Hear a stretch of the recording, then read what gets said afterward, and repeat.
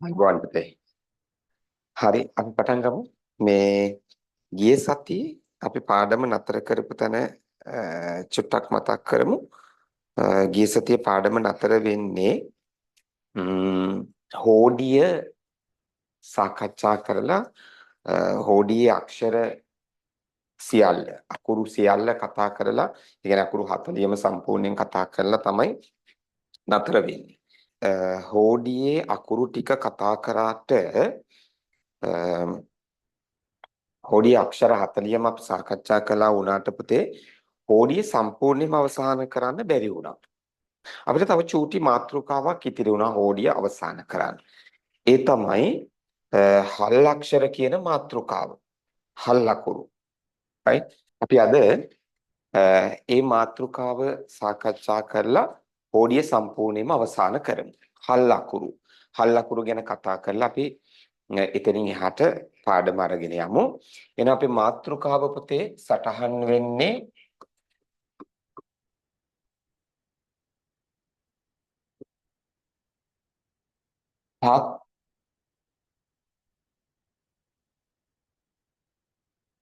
පච්චිම් කියලා. අපි මාතෘකාව සටහන් වෙනවා පුතා පච්චිම්. මාතෘකාව සටහන් වෙනවා පච්චිම් කියලා. පච්චිම් කියලා කියන්නේ මොනවටද? පච්චිම් කියලා කියන්නේ පුතේ සිංහලෙන් කියනවා නම් හල් අකුරු. මාතෘකාව සටහන් වෙන්නේ පච්චිම් කියලා. පුතා මේ වාගේ නිබන්ධනයේ මේ ශබ්ද කිරීම නිවැරදි කරගන්න පච්චිම් වාගේ ටියුට්ගේ නිබන්ධනයේ තියෙන්නේ පජ්ජිම් කියලා. පජ්ජිම් කියලා තියෙන්නේ ඒක පොඩ්ඩක් නිවැරදි කරගන්න පච්චිම් කියලා. පච්චිම් හදාගත්තනේ. ඒතර පච්චිම් කියලා කියන්නේ මොනවද? පච්චිම් කියලා කියන්නේ සිංහලෙන් කියනවා හල් අකුරු වලට. හරි සිංහලෙන් කියනවා නම් හල් අකුරු. එහෙනම් පච්චිම් කියන වචනේ අපි භාවිතා කරොත් අපි ඒ අදහස් කරන්නේ හල් අකුරු. දැන් කොහොමත් අපි පාඨමාලාව ඉස්සරහට සාකච්ඡා කරගෙන යනකොට අපේ කටින් වැඩි හරියක් කියවෙනවා පච්චිම් අකුරු කියලා. පච්චිම් අකුරු කියලා කියනවා නම් ඒ අපි කියන්නේ හල් අකුරු ගැන. හරිද? අපි කිව්වොත් පච්චිම් අවස්ථාව කියලා. ඒ අපි අදහස් කරන්නේ අකුරක් හල්වන අවස්ථාව ගැන. අපි කිව්වොත් පච්චිම ස්ථානීය කියලා ඒ අපි කියන්නේ අකුරක් හල්වන ස්ථානීය ගැන. හරිද? ආයිසරයක් කිව්වොත් පච්චිම කියන්නේ හල් අකුරු වලට. ඉතින් අපි පාඨමාලාව ඉස්සරහට ක්‍රියාත්මක කරගෙන යනකොට අපේ කටින් වැඩි හරියක් කියවෙනවා පච්චිම අකුරු කියලා. පච්චිම අකුරු කියලා කියන්නේ එහෙනම් මොනවටද පුතා? හල් අකුරු වලට. ඒතර අපි කිව්වොත් පච්චිම ස්ථානීය කියලා.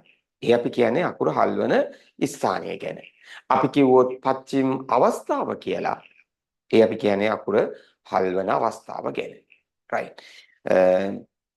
එහෙනම් අපි පච්චිම කියලා කියන්නේ හල් අකුරු වලට. පුතා මත අවබෝධ කරගන්න හල් අකුරු කොරියානු භාෂාවේ හල් අකුරු ලියන විදිය වෙනස් වෙනවා. හල් අකුරක් ලියන විදිය වෙනස් වෙනවා. සිංහල භාෂාවේ වාගේ නෙමෙයි හල් අකුරු ලියන විදිය වෙනස්. හල් අකුරු ලියන විදිය වෙනස් වෙන නිසා පුතේ හල් අකුරු යෙදෙන වචන කියවන අනුපිළිවෙලක් වෙනස් වෙනවා. මම කියපු කතාව ආයිසරයක් කියන්නම්. කොරියානු භාෂාවේ හල් අකුරු ලියන විදිය වෙනස් වෙනවා. ඒ හල් අකුරු ලියන විදිය වෙනස් වෙන නිසා කොරියානු වචනයක් හල් අකුරු යෙදෙන වචනයක් කියවන අනුපිළිවෙලක් වෙනස් වෙනවා. අපි මේ කියපු කාරණා දෙකම පැහැදිලි කරගමු මෙන්න මේ මාතෘකාව සටහන් වෙන වචනයෙන්ම. පච්චිම් කියන මාතෘකාව සටහන් වෙන වචනයෙන්ම මම වාට මේක පැහැදිලි කරලා දෙන්නම්. හරි බලාගන්න. අපි තවම දන්නේ නැහැ පුතා මේ කොරියානු වචනේ ලියන විදිය. තවම ඒක දන්නේ නැහෙනි. හැබැයි අපි ඒක මෙතනින් පැහැදිලි කරගමු. මේ වචනේ ලියන විදිය තවම දන්නේ නැහැ. ඒ වචනේ ශබ්දය මම මෙතන ලියලා තියෙනවා. මෙන්න මේ ශබ්දය දිහා බලලා අපි කියමුද මෙතන හල් අකුරු කීයක් තියෙනවද කියලා. මෙතන තියෙනවා පුතේ හල් අකුරු දෙකක්. ඒ තමයි අල්තා යන්නේ. අනික තමයි අල්මා යන්නේ. නේද? ඒක තමයි හල් අකුරු දෙක. අපි තවම කොරියානු භාෂාවේ හල් අකුරු ලියන විදිය දන්නේ නැහැ. කමන්නේ. අපි ඉගෙන ගමුකෝ. නමුත් අපි දන්නවනේ පුතේ මෙන්න මේ අකුර ලියන්න. හයන්න ලියන්න දන්නවනේ. අපි දන්නවනේ මහ ප්‍රාණ චියන්න ලියන්න. නේද? පයන්න ලියන්න අපි දන්නවා. මහ ප්‍රාණ චියන්න ලියන්න අපි දන්නවා. හරි. කොහොමද අපි ලියන්නේ? පයන්න අපි ලියනවා අල්පයන්නට ආස්වරය එකතු කරාම ප. අල්පයන්නට ආස්වරය එකතු වුණාම ප. මහ ප්‍රාණ අල්චයන්නට ඊශ්වරය එකතු කරාම මහ ප්‍රාණ චියන්න හැදෙනවා. නේද? මහ ප්‍රාණ අල්චයන්නට ඊශ්වරය එකතු කරාම මහ ප්‍රාණ චියන්න හැදෙනවා. එතකොට අපි මෙන්න මේ අකුරු දෙක මේ වචනේ ඇතුලේ හොයමු. මම මුලින්ම පයන්න හොයනවා. මම මෙන්න මේ යටින් ඉරක් ඇන්දේ පයන්නේ නේ පුතේ. මහ ප්‍රාණ චියන්න. මම මේ යටින් ඉරක් ඇන්දේ මහ ප්‍රාණ චියන්න. හරි. එහෙනම් අපි ඔය හෙව්වේ මොන අකුරුද පුතා? පයන්නයි මහ ප්‍රාණ චියන්නයි. right. අපි එහෙනම් මේ අකුරු දෙක හොයාගත්තා. right. ඒක හරි. අපි ඊළඟට අපි හොයමු කවුද? හල් අකුරු දෙක අපි හොයමු ඊළඟට. හල් අකුරු දෙක. අපි ඊළඟට හොයන්නේ අල් තයන්නයි අල් මයන්නයි. අල් තයන්නයි අල් මයන්නයි හොයමු. අල් තයන්නයි අල් මයන්නයි හොයන්න යන්න කලින් ඒ දෙන්නගේ හැඩරුව හොයාගෙන යන්න. මේ තමයි අල් තයන්. අපි අල් තයන්න ලිව්වේ වමේ ඉඳන් දකුණට ඉරයි, ඉහළ ඉඳන් පහළට ඉරයි, ආයේ වමේ ඉඳන් දකුණට ඉරයි. ඊට පස්සේ අල් මයන්න. ඉහළ ඉඳන් පහළට ඉරයි, වමේ ඉඳන් දකුණට ඉරයි, ආයේ ඉහළ ඉඳන් පහළට ඉරයි, වමේ ඉඳන් දකුණට ඉරයි. ඒ තමයි අල් මයන්. හරි. දැන් මෙන්න මේ අක්ෂර දෙක අපි මේ වචනේ ඇතුලේ හොයනවා. මේ අල් තයන්න තියෙනවා පුතා මෙන්න මෙතන. මේ අල් මයන්න තියෙනවා මෙන්න මෙතන. දැන් එතකොට අපි හෙව්වේ මොනවද පුතා? හල් අකුරු දෙක නේද? හල් අකුරු දෙක. ඉතින් ඔය හල් අකුරු දෙකම මේ වචනේ ඇතුලේ තියෙන්නේ කොතනද? මේ වචනේ ඇතුලේ තියෙන්නේ පුතේ යටනේ. හල් අකුරු දෙකම තියෙන්නේ යට. හල් අකුරු දෙකම තියෙන්නේ යට. එතකොට අපිට දල අදහසක් එනවා පුතේ. කොරියානු භාෂාවේ හල් අකුරු තියෙන්නේ කොහෙද? යටින් කියලා. නේ? අපිට සරලව පැහැදිලි කිරීමක් කරන්න පුළුවන් කෙනෙකුට හල් අකුරක් ලියන්නේ කොහොමද ඇහුවොත් යටින් ලියනවා. නමුත් මේ කතාව 100% වළංගු නැහැ. 100% වළංගු නැහැ නැත්නම් 100% පැහැදිලි නැහැ. කෙනෙකුට අපි කිව්වොත් හල් අකුර ලියන්නේ යටින් කියලා එයාට තන නිශ්චිතයිද? නෑනේ. යට කියලා කිව්වහම එයා කල්පනා කරනවා කොහෙද? කාගේ යටද? යට කිව්වහම පැහැදිලි නෑ. ඒ නිසා අපි හරියට තන කියමු.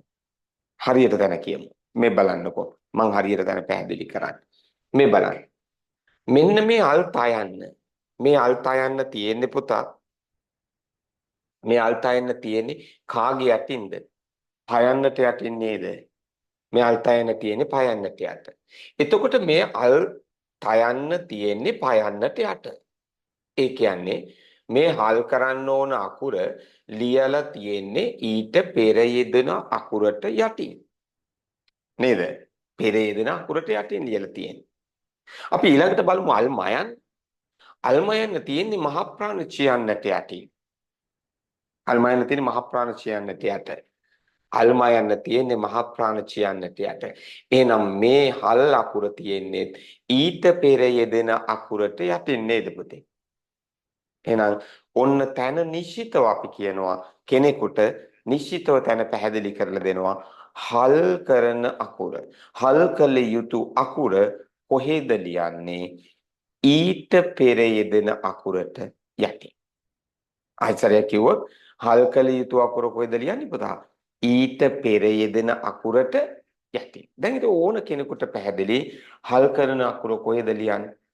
ඊට පෙර යෙදෙන අකුරට යටින් ලියන්න කිව්වොත් ඕන කෙනෙකුට තන පැහැදිලි නිශ්චිතයිනේ. නේද? ආයතරයක් කියමු එහෙනම්. හල් අකුර ලියනවා කොහෙද පුතේ? හල් කළ යුතු අකුරට පෙර යෙදෙන අකුරට පහළින්. right. ඔන්න එහෙනම් හල් අකුර ලියන විදිහ මම දැන් ඔයාලට පැහැදිලි කරලා දුන්නා. දැන් ඊළඟට අපි කතා කරමු මම ඔයාලට කිව්වා මේ හල් ලකුර ලියන විදිය වෙනස් වෙන නිසා හල් ලකුර ලියන විදිය වෙනස් වෙන නිසා හල් ලකුරු යෙදෙන වචනයක් කියවන අනුපිළිවෙලත් වෙනස් වෙනවා කියලා. මම ඒකත් ඔයාලට මේ වචනින්ම පැහැදිලි කරලා දෙන්නම්. හල් කරන අකුරු හල් අකුරු යෙදෙන වචනයක් කියවන විදිය පැහැදිලි කරනවාට දැන් බලා ගන්න. අපි ඉස්සර වෙලාව මෙන්න මේ සිංහල අකුරෙන් කියවිච්ච වචනේ කියවලා බලමු. සිංහල අකුරෙන් ලියපු වචනේ. මම මුලින්ම පයන්න කියනවා. යනවා දකුණට. දෙවෙනියට අල්තා යන්න කියනවා. ආයි යනවා දකුණට. තුන්වෙනියට මහ ප්‍රාණ චියන්න කියනවා. ආයි යනවා දකුණට. හතරවෙනියට අල්ම යන්න කියනවා. එතකොට පුතේ මම ওই වචනේ කියවනකොට එලින්ම කොහේ ඉඳන් කොහෙටද කියවගෙන යන්නේ? වමේ ඉඳන් දකුණට. වමේ ඉඳන් දකුණට තමයි මම ওই වචනේ කියවාගෙන යන්නේ. ඒ අපේ සිංහල වචනයක් කියවන අනුපිළිවෙලනේ.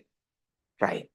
ඉතින් මම ඔය අනුපිළිවෙලටම මේ කොරියානු වචනේත් කියවන්න ගන්නවා. මුලින්ම මම පයන්න කියනවා. කියලා මම යනවා දකුණට. දකුණට ගියාට පස්සේ මට කියවන්න තියෙන්නේ මොන අකුරද? මහ ප්‍රාණ කියන්න නේද? මහ ප්‍රාණ කියන්න තමයි මට කියවන්න තියෙන්නේ. එතකොට මට අකුරක් මගේ ඇරෙනවද නැද්ද? මගේ ඇරෙනවනේ පුතේ. නේ? මට එහෙනම් අකුරක් මගේ ඇරෙනවා දැන්. මොකක්ද මේ මගේ ඇරෙන අකුර? අල්තයනු අකුර.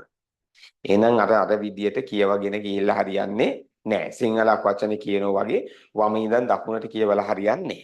එහෙනම් අපි කොහොමද කියන්නේ? මෙන්න මෙහෙමයි. අපි මුලින්ම පළවෙනියට තියෙන උඩ අකුර කියමු. පළවෙනියට තියෙන උඩ අකුර.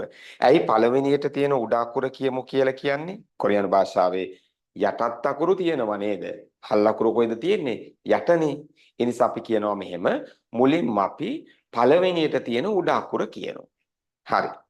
ඊට පස්සේ මම මොකද කරන්නේ? පළවෙනියට තියෙන උඩ අකුර කියලා මම බලනවා යට බලනවා. ඇයි යට බලන්නේ? හල් අකුරු තියෙන්නේ කොහෙද? යටනේ. ඒ නිසා මම යට බලනවා. යට බලනකොට යට අකුරක් නැතිනම් හිතමු යට අකුරක් නැහැ කියලා. එහෙනම් මං යටට ගිහිල්ලා වැඩක් තියනවද? නෑනේ. එතකොට මං යනවා කොහෙටද? දකුණට. හැබැයි යට බලනකොට යට අකුරක් තියෙනවනම් පහළ බලනකොට යට අකුරක් තියෙනවනම් මම දැන් යා යුතුයි පහළට. පහළට ගිහිල්ලා දෙවෙනියට කියනවා අන්නේ අකුර. ආයි මං යනවා දකුණු අත පැත්තේ ඉහළට. ගිහිල්ලා තුන්වෙනියට කියන්නේ අන්නේ අකුර. ආයි මොකද කරන්නේ? ආයි මං බලනවා යට. යට අකුරක් තිබ්බොත් මං යටට යනවා. නැත්තම් මං දකුණට යනවා.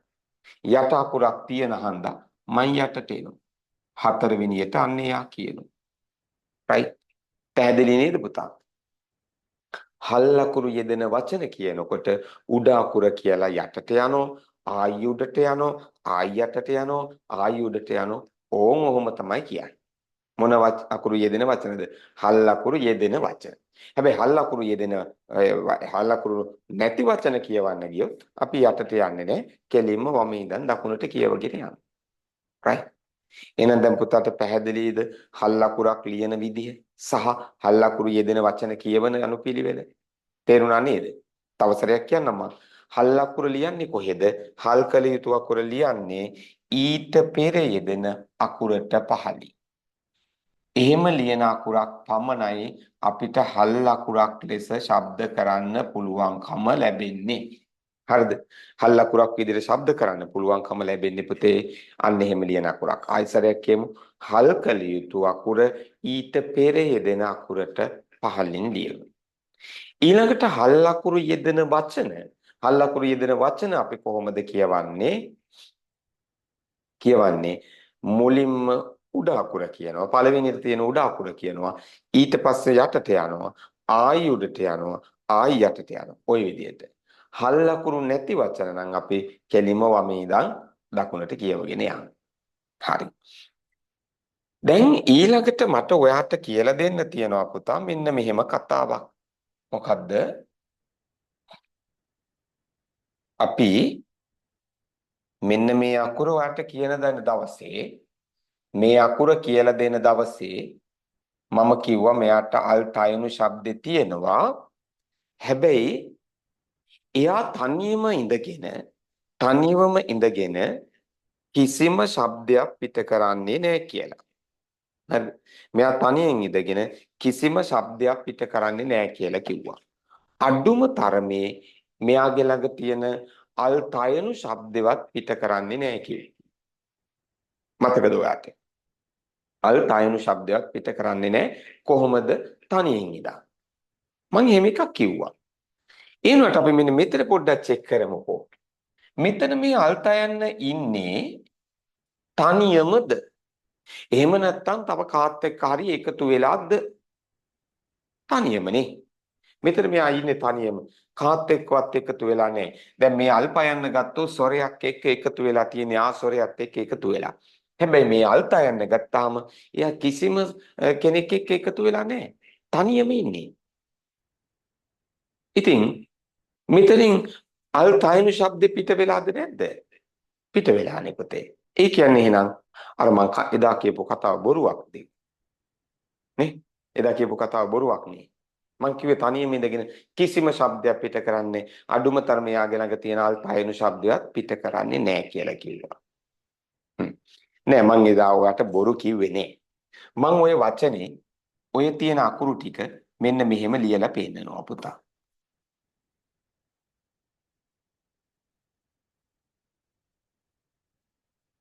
මං ඔය අකුරු ටික ඔන්නෝම ලියලා පෙන්නනවා. හරි.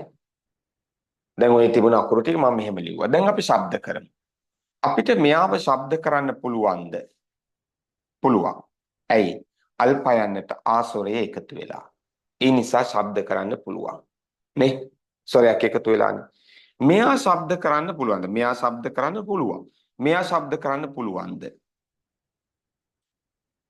අල්පයන ශබ්දෙටවත් බෑ. අල්පයන ශබ්දෙටවත් බෑ. හරි. මෙයාගෙන් කිසිම ශබ්දයක් පිට වෙන්නේ නෑ පුතා. කිසිම ශබ්දයක් පිට වෙන්නේ නෑ. හරිද? එතකොට මෙයාගේ ළඟ තියෙන අල්පයන ශබ්ද පිට වෙන්න නම් අල්පයන ශබ්ද පිට වෙන්න නම් පුතේ මේන්න මෙයා යා යුතුයි සුවිශේෂී ස්ථානයකට. මෙන්න මේ ස්ථානයට යන්න ඕනේ. මේ ස්ථානය තමයි කොරියානු භාෂාවේ අකුරක් හල්වන ස්ථානය. කොරියානු භාෂාවේ අකුරක් හල්වන ස්ථානය තමයි මේ අපි එතෙන්ට කියනවා පච්චිම ස්ථානය කියලා. මේ පච්චිම ස්ථානයට ගියොත් විතරයි පුතේ අකුරක් මොන අකුරක් බවට පත් වෙන්නේද? හල් අකුරක් බවට පත් වෙන්නේ. එහෙම නැත්නම් හල් අකුරක් විදියට අපිට කියව ගන්න පුළුවන් වෙන්නේ එතෙන්ට ගියොත් පමණයි. හරිද? එහෙනම් මම ඔයාලට ගිය සතියේ කියපු කතාව බොරු නෙවෙයිනේ. මෙයාලා තනියම ඉඳගෙන කිසිම શબ્දයක් පිට කරන්නේ නැහැ. එහෙනම් දැන් අපි ව්‍යංජන අකුරකට පුතේ ව්‍යංජන අකුරකට ශබ්ද පිට කරන්න පුළුවන් ආකාර දෙකක් හඳුනා ගන්නවා. මොකක්ද ආකාර දෙක? එකක් තමයි ස්වරයක් එක්ක බැඳිලා ශබ්ද පිට කරනවා. එකක් තමයි ස්වරයක් එක්ක බැඳිලා ශබ්ද පිට කරනවා. අනික තමයි එයා පච්චිම අවස්ථාවට ගිහිල්ලා එහෙම නැත්නම් අකුර හල්වන අවස්ථාවට හල්වන ස්ථානයට ගිහිල්ලා තමන්ගේ ළඟ තියෙන හල් ශබ්දය පිට කරනවා. එහෙනම් ව්‍යංජන අකුරකට ශබ්ද පිට කරන්න පුළුවන් ක්‍රම කීයද පුතා? දෙකයි. මොනවාද ක්‍රම දෙක? එකක් තමයි ස්වරයක් එක්ක බැඳිලා ශබ්ද පිට කරනවා. අනික පච්චිම අවස්ථාවට ගිහිල්ලා හල් ශබ්ද පිට කරනවා. ඔය කියන ක්‍රම දෙක හැරුණාම එයාට ශබ්ද පිට කරන්න කිසිම ක්‍රමයක් නෑ. ඔය කියපු ක්‍රම දෙකෙන් පිට ශබ්ද පිට කරන්න පුළුවන් කිසිම ක්‍රමයක් නෑ. එහෙනම් මට ආයෙසරයක් කියන්න මේගොල්ලෝ ශබ්ද පිට කරන්නේ කොහොමද කියන්නේ? එකක් තමයි ස්වරයක් එක්ක බැඳිලා ශබ්ද පිට කරනවා. අනික මොකක්ද? පච්චිම අවස්ථාවට ගිහිල්ලා තමන්ගේ හය ශබ්ද පිට කරනවා. රයිට්. ওই ක්‍රම දෙකට තමයි මෙයාලා ශබ්ද පිට කරන්නේ. දැන් එහෙනම් වාට හල් අකුරු ලියන විදිය පැහැදිලි නේද? හල් අකුරු යෙදෙන වචන කියවන විදියත් පැහැදිලි නේද? හරි. ඉතින් අපි එහෙනම් කියවලා බලමු හල් අකුරු යෙදෙන වචන කීපයක්. කියවලා බලමු. හ්ම්.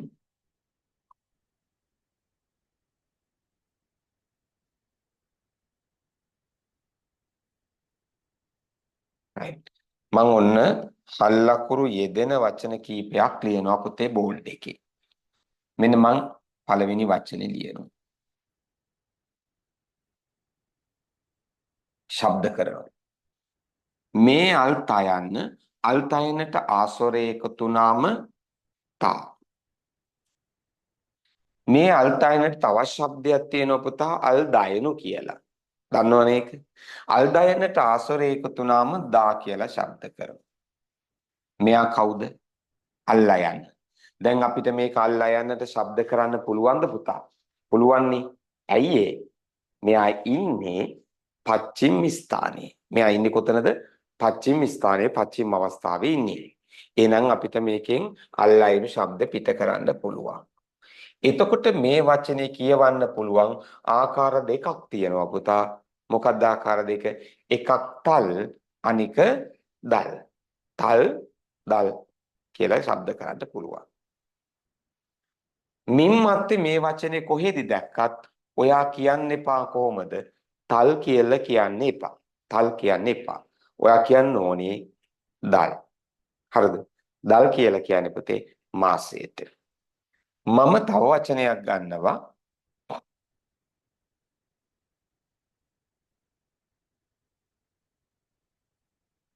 ශබ්ද කරමු. මේ අල්පයනට ආස්වරය එකතු වුනහම පා. මේ පච්චිමේ ඉන්නේ අල්නයන්. දැන් ඒ කාලනයන ශබ්දේ ශබ්ද කරන්න පුළුවන්. ඇයි ඉන්නේ? පච්චිම අවස්ථාවේ නිසා. එන වචනේ කියවෙනවා පුතා කොහමද? පන් කියලා. වචනේ කියවෙනවා පන්. පන් කියලා කියන්නේ භාගයට. right? ඊළඟ වචනේ මම ගන්නවා මේකෙන් ඔයාලට අලුත් කතාවකුත් කියලා දෙනවා මම.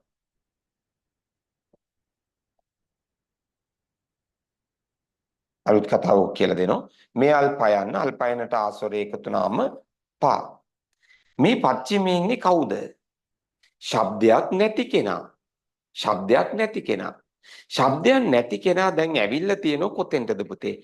පච්චිම ස්ථානයට. පච්චිම අවස්ථාවට ඇවිල්ලා. අන්න ශබ්දයක් නැති කෙනා පච්චිම අවස්ථාවට ආවහම විතරක් එයාට ශබ්දයක් හැදෙනවා. ඒ තමයි කියන ශබ්දේ. කියන ශබ්දේ. එහෙනම් වචනේ කියවෙනවා පුතේ කොහොමද? පං. කොහොමද පුතේ? පං කියලා කියවෙනවා. පං කියලා කියන්නේ කාමරයට. හරි. එහෙනම් ඔන්න ඔය විදිහට හල් අකුරු යෙදෙන වචන උච්චාරණය වෙනවා. right. හොඳයි. දැන් එහෙනම් අපි ඔතෙන්ට එනකන් නිබන්ධනේ කියවලා බලමු. පිටු අංක 7. පිටු අංක 7 මාත්‍රිකාව පච්චිම. පච්චිම. හරි. කියවමු. පච්චිම කියන්නේ මොනවටද? පච්චිම කියන්නේ පුතේ හල් අකුරු වලට. right. දැන් අපි විස්තරේ කියමු. පච්චිම යනු කොරියානු භාෂාවේ අකුරු හල් වෙන අවස්ථාවයි.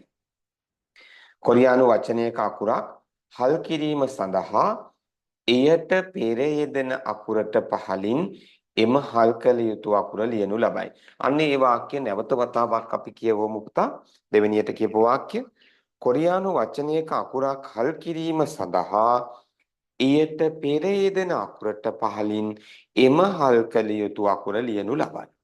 හරිනේ. හල් කරන අකුර ලියන්නේ ඊට පෙර යෙදෙන අකුරට පහළ. එසේ ලියනු ලැබූ අකුරක් හල් අකුරක් ලෙස ශබ්ද කරයි කියලා කියනවා. මෙන්න අපි අර බෝඩ් එකේ සටහන් කරපු උදාහරණ වචන තුන. පළවෙනි වචනේ මොකක්ද පුතේ? දල්. දල් කියලා කියන්නේ මොකේද? මාසයට. ඊළඟ වචනේ පන්. පන් කියන්නේ භාගයට. ඊළඟ වචනේ පං. පං කියලා කියනවා කාමරයට. හරි. හොඳයි. දැන් එහෙනම් ඔන්න අපි හල් අකුරු ලියන විදිය, ඒවා කියවන විදිය පැහැදිලි කරගත්තා. right. දැන් ඊට පස්සේ මොනවද අපිට කතා කරන්න තියෙන්නේ?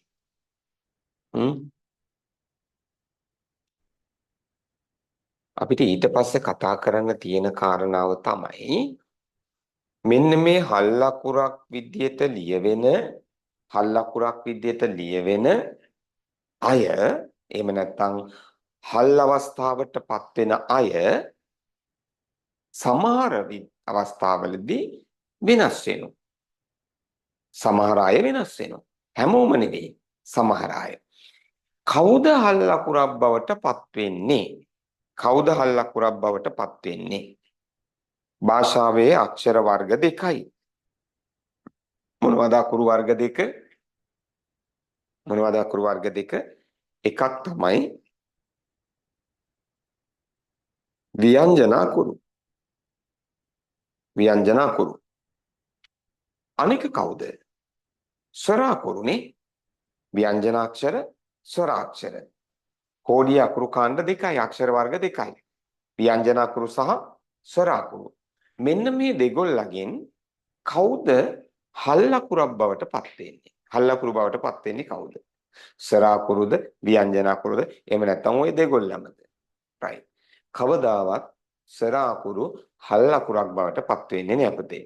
ස්වර අකුරු කවමදාකවත් හල් ලකුරු බවට පත් වෙන්නේ නැහැ. එන හල් ලකුරු බවට පත් වෙන්නේ ව්‍යංජනාක්ෂර පමණයි. හල් ලකුරක් බවට පත් වෙන්නේ පුතේ ව්‍යංජන අකුරු විතරයි. ස්වර අකුරු කවදාවත් හල් ලකුරු බවට පත් වෙන්නේ නැහැ. ව්‍යංජන අකුරු විතරයි හල් ලකුරක් බවට පත් වෙන්නේ. එතකොට මෙන්න මේ ව්‍යංජන අකුරු ඔක්කොම 19ක් ඉන්නවා. මේ 19 දෙනාගෙන් සමහර අය පච්චිම අවස්ථාවට ගිහිල්ලා වෙනස් වෙනවා. අන්නේ වෙනස් වෙන උදවිය ගැන අපි පැහැදිලි කරගමු. කතා කරගමු. right. මෙන්න බලන්න කවුද මේ වෙනස් වෙන්නේ කියලා.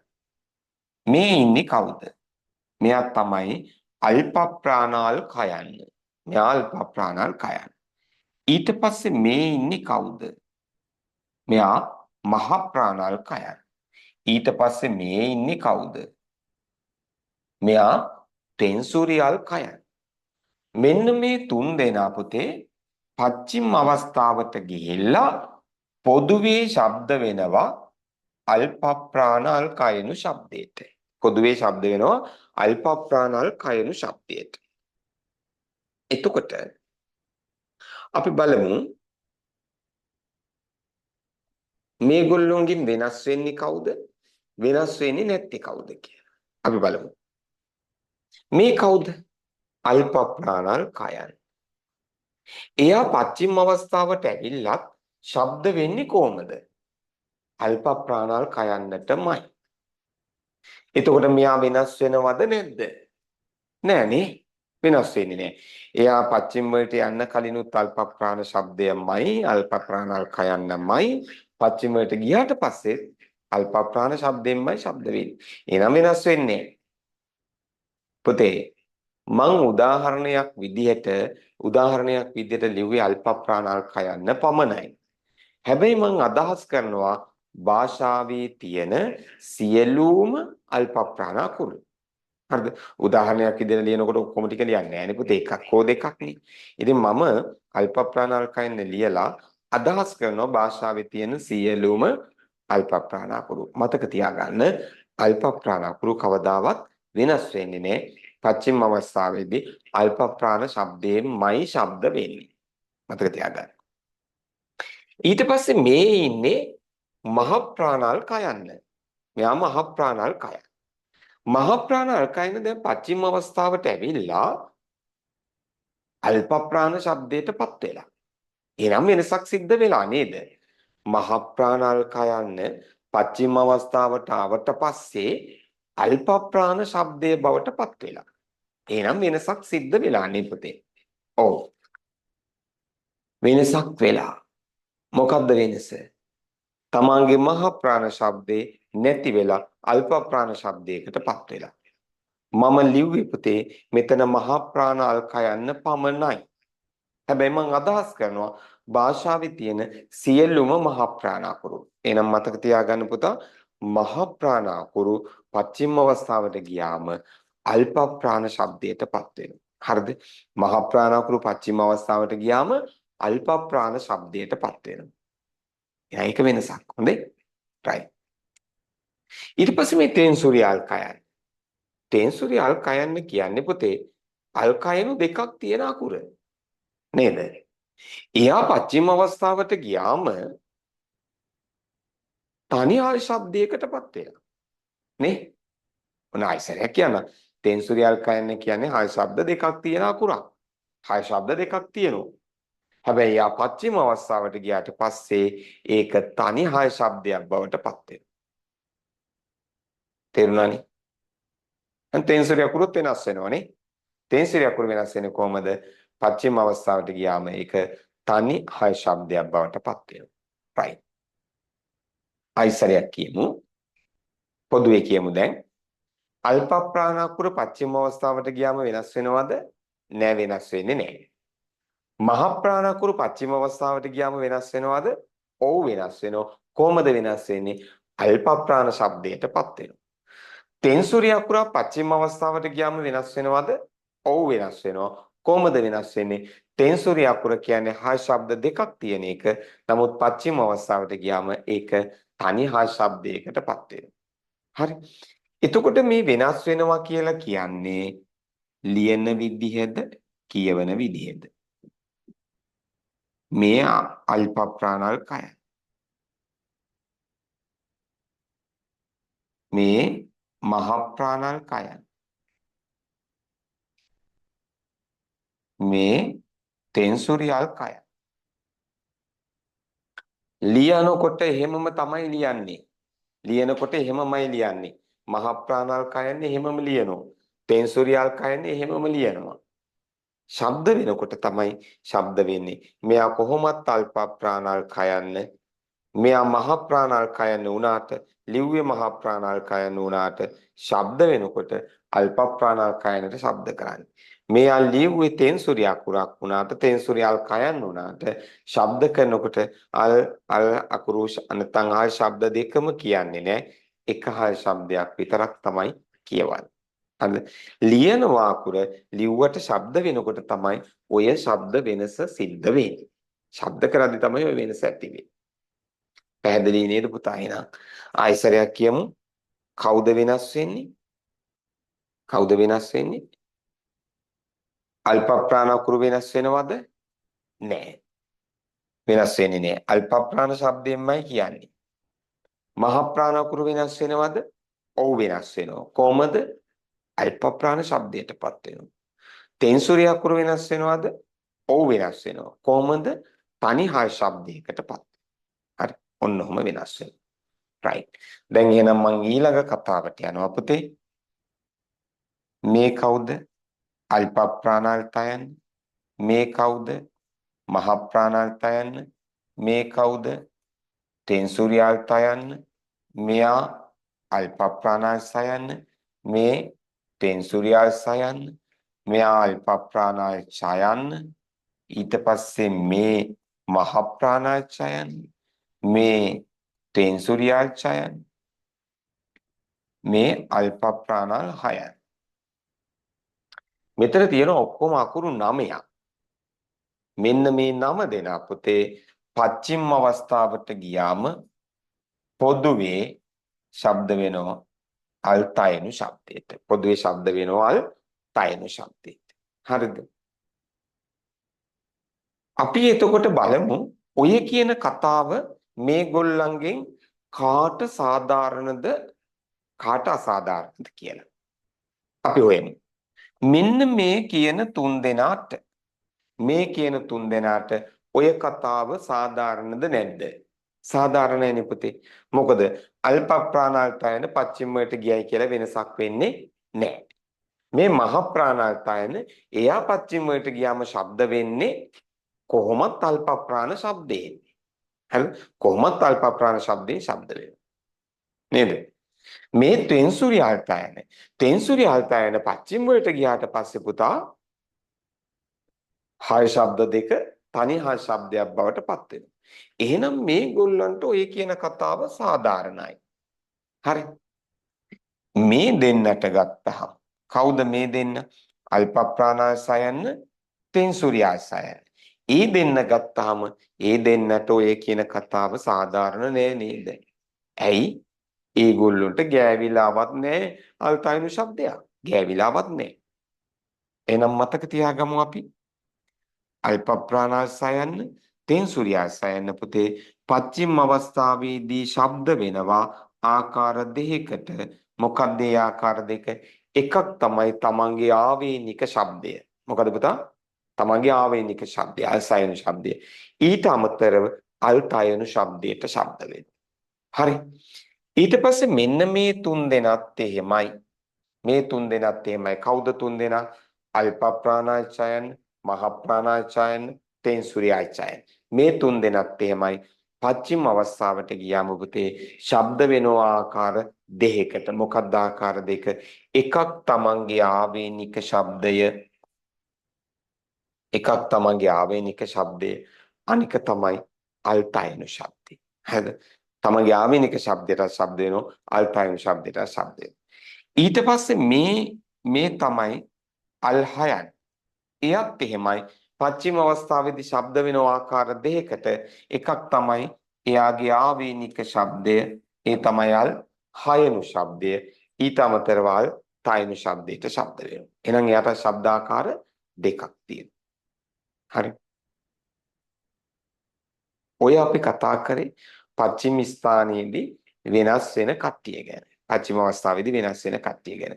දැන් අපි මෙන්න මේ ටික මතක තියාගන්න ඕනි පුතේ. කොහොමද මතක තියාගන්නේ? බැලු බැල්මට ටිකක් අවුල් වගේ නේද? මතක තියාගන්න එක ටිකක් අවුලක් වගේ. අපි ඒක ලේසි කරලා මතක තියාගමු. තව ටිකක් මේක කෙටි කරලා මතක තියාගමු. හොඳයි. මේක කොහොමද අපි මතක තියාගන්නේ? මෙහෙම. මේ කොතනදී සිද්ධ වෙන වෙනසක්ද? මේ කොතෙන්ද සිද්ධ වෙන වෙනසක්ද පුතා? පච්චිම ස්ථානයේදී. පච්චිම ස්ථානයේදී සිද්ධ වෙන වෙනසක්. හරිද? එහෙනම් අපි මෙන්න මෙහෙම කියමු. පච්චිම අවස්ථාවේදී වෙනස් වෙන කට්ටිය ගැන. මෙහෙම මතක තියාගමු. වෙනස් වෙන කට්ටිය අපි මතක තියාගන්න ඕනේ. ඒගොල්ලෝ අයින් කරලා දාමු. මෙයාලා වෙනස් වෙනවද අල්ප ප්‍රාණකුණු? නෑ. ඒ නිසා එයා වෙනස් අයින් කරලා දාමු. මේගොල්ලෝ කොහොමත් එහෙමයිනේ මේ තුන් දෙනා. ඒ නිසා ඒ තුන් දෙනාත් අයින් කරලා දාමු. ඒ තුන් දෙනාත් ඕනේ. මතක තියාගමු මේ කට්ටිය. මෙන්න මේ කට්ටිය. හරිද? මම මේක කටපාඩම් කරන්න ඔයාට තව ටිකක් පහසු ක්‍රමයක් කියලා දෙනවා. තව ටිකක් පහසු කරලා දෙනවා. කොහමද? මම කියනවා අල්ප ප්‍රාණාසයන්, තෙන්සුරියාසයන්. මෙයා අල්ප ප්‍රාණ උනත් තෙන්සුරි උනත් මේ මොනවද පුතේ? අල්සයනු. එහෙනම් මං කෙටි කරනවා අල්සයනු කියලා. මේ අල්ප ප්‍රාණාචයන, මේ මහ ප්‍රාණාචයන, මේ තෙන්සුරියාචයන. හරිද? අල්ප ප්‍රාණ උනත් මහ ප්‍රාණ උනත් තෙන්සුරි උනත් මේ මොනවද? අල්චයනු. කෙටි කරවන අල්චයනු කියලා. එතකොට මේ අල්හයනු. හරිද? අයිසරයක් කිව්වොත් අල්සයනු, අල්චයනු, අල්හයනු. මෙන්න මේගොල්ලෝ. හරිද? මම කෙටියෙන් කිව්වේ. අල්සයනු, අල්චයනු, අල්හයනු කියලා. right. දැන් එහෙනම් අපි පාඩම් කරමුකෝ. මම එකපාරක් දෙපාරක් කියන්නම්. මං කියන එක අහගෙන ඉඳලා ඔයත් කියයි. කියලා පාඩම් කරගමු. වැඩි වෙලාවක් යන්න නැතුව අපි පාඩම් කරගන්නවා. මෙන්න බලන්න. මහ ප්‍රාණාකුරු අල්ප ප්‍රාණ වේ. තෙන්සුරියාකුරු තනිහා ශබ්දයකටපත් වෙනවා. අල්සයනු, අල්චයනු, අල්හයනු තමන්ගේ ආවේනික ශබ්දේ හැරුණාම අල්තයන්නට ශබ්ද වෙනවා. අයිසරයක් කියනවා පුතේ. මහ ප්‍රාණකුරු අල්ප ප්‍රාණ වෙනවා. තෙන්සුරියාකුරු තනිහා ශබ්දයකටපත් වෙනවා. අල්සයනු, අල්චයනු, අල්හයනු තමන්ගේ ආවේනික ශබ්දය හැරුණාම අල්තයන්නට ශබ්ද වෙනවා. අයිසරයක් කියමුද? මහ ප්‍රාණකුරු අල්ප ප්‍රාණ වෙනවා. තෙන්සුරියාකුරු තනිහා ශබ්දයකටපත් වෙනවා. අල්සයනු, අල්චයනු, අල්හයනු තමන්ගේ ආවේනික ශබ්දය හැරුණාම අල්තයන්නට ශබ්ද වෙනවා. right? තව සැරයක් කියනවා. මහ ප්‍රාණකුරු අල්ප ප්‍රාණ වෙනවා. තෙන්සුරියාකුරු තනිහා ශබ්දයකටපත් වෙනවා. අල්සයනු, අල්චයනු, අල්හයනු තමන්ගේ ආවේනික ශබ්දේ හැරුණාම අල්තයන්නට ශබ්ද වෙනවා. අල්සයනු, අල්තයනු, අල්හයනු තමන්ගේ ආවේනික ශබ්දය හැරුණාම අල්තයන්නට ශබ්ද වෙනවා. දැන් කට්ටිය එක කියමු බලන්න. දැන් කට්ටිය එක කියමු. right? දැන් කට්ටිය එක කියමු. හොඳයි. පටන් ගමු. පාඩම් කරගමු මේක.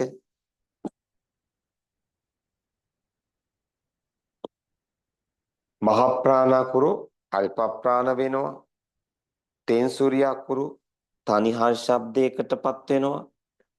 අල්සයනු අල්චයනු අල්හයනු තමන්ගේ ආවේනික ශබ්දය හැරුණාම අල්තයනු ශබ්දයටපත් වෙනවා.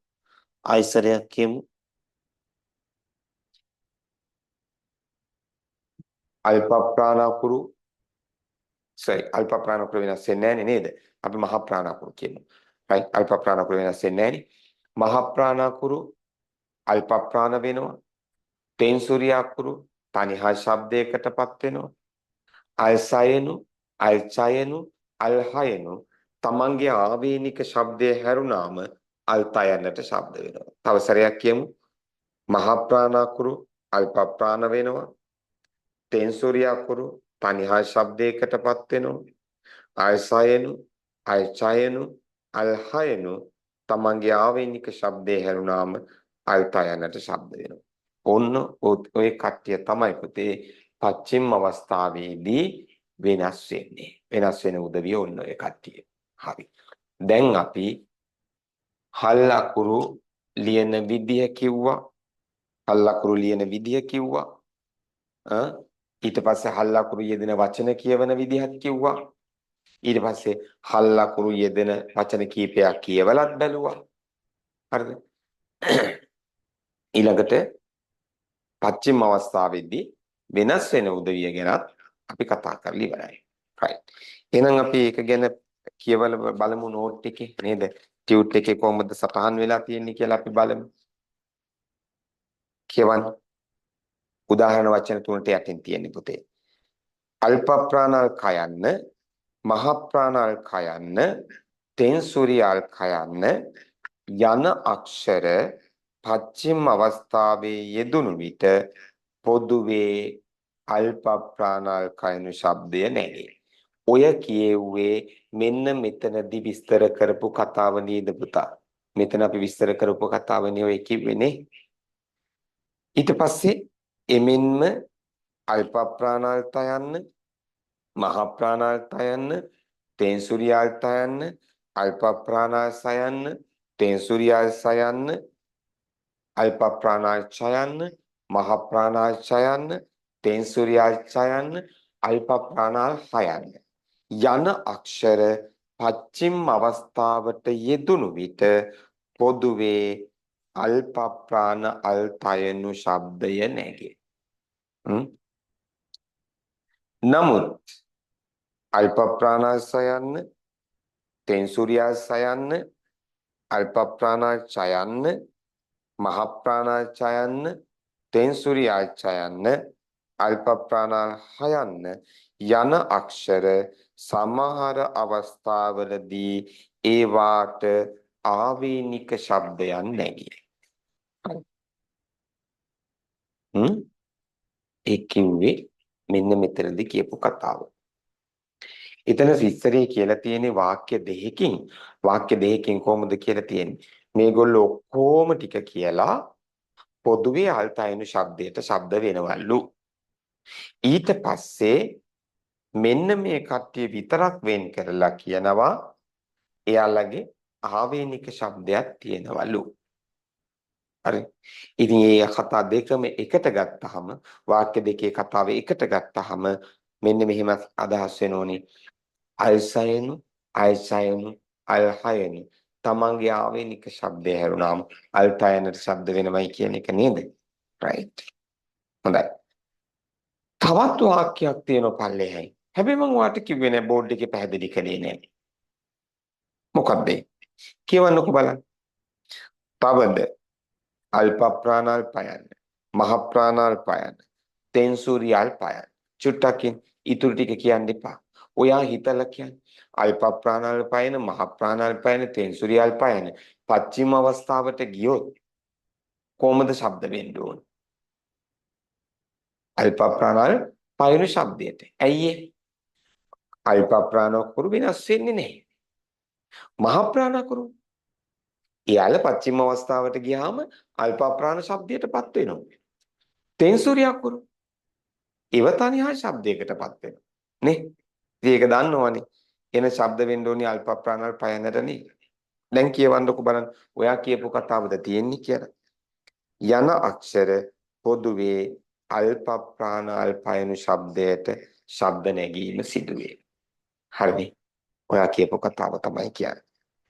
හොඳයි. එහෙනම් අපි දැන් ඔන්න පච්චිම් කියන මාතෘකාවත් අවසන් කරනවා. පච්චිම් කියන මාතෘකාවත් අපි කතා කරලා ඉවරයි. right. එතකොට පුතේ දැන් එහෙනම් අපි ඔන්න 100%ක්ම නේද? 100%ක්ම වගේ කොරියානු හෝඩිය ගැන සාකච්ඡා කරලා ඉවර කරනවා. තව චූටි ටිකක් තමයි ඉතින් අකුරු අමුතුවෙන් ඉගෙන ගන්න දෙයක් නැහැ. මේ ශබ්ද වීම ගැන පොඩි අදහස් ටිකක් ඉස්සරහදී ඉගෙන ගන්න තියෙනවා. අපි ඒව ඉස්සරහට පාඩම අරන් යන ගමන් කතා කරමු. දැන් එහෙනම් හෝඩියේ කතා කරන්න දෙන්නේ උගන්වන්න තියෙන 95%ක්ම ඉවරයි. හරි. එහෙනම් අපි ඒ හෝඩිය ගැන නැවත පොඩි ආවර්ජනයක් කරලා අද පාඩමට අලුත් පාඩමට යමු. හොඳයි. නැවත ආවර්ජනයක් කරමු. අපි හෝඩිය. හෝඩියේ අකුරු කීයද පුතා? හෝඩියේ අකුරු. හෝඩියේ ඔක්කොම අකුරු 40යි නේද? ඒ අක්ෂර 40 පුතා අනුකාණ්ඩ දෙකකට බෙදනවනේ. මොකක්ද අනුකාණ්ඩ දෙක? මොකක්ද අනුකාණ්ඩ දෙක? එකක් ව්‍යංජන අකුරු. අනෙක ස්වර අකුරු. ස්වරාක්ෂර සහ ව්‍යංජනාක්ෂර කියලා අපි අනුකාණ්ඩ දෙකකට මේ අකුරු ටික බෙදනවා. එතකොට ඒකෙන් අපි මුලින්ම කතා කරා නේද ස්වර අකුරු. ස්වර අකුරු ටික කතා කරා.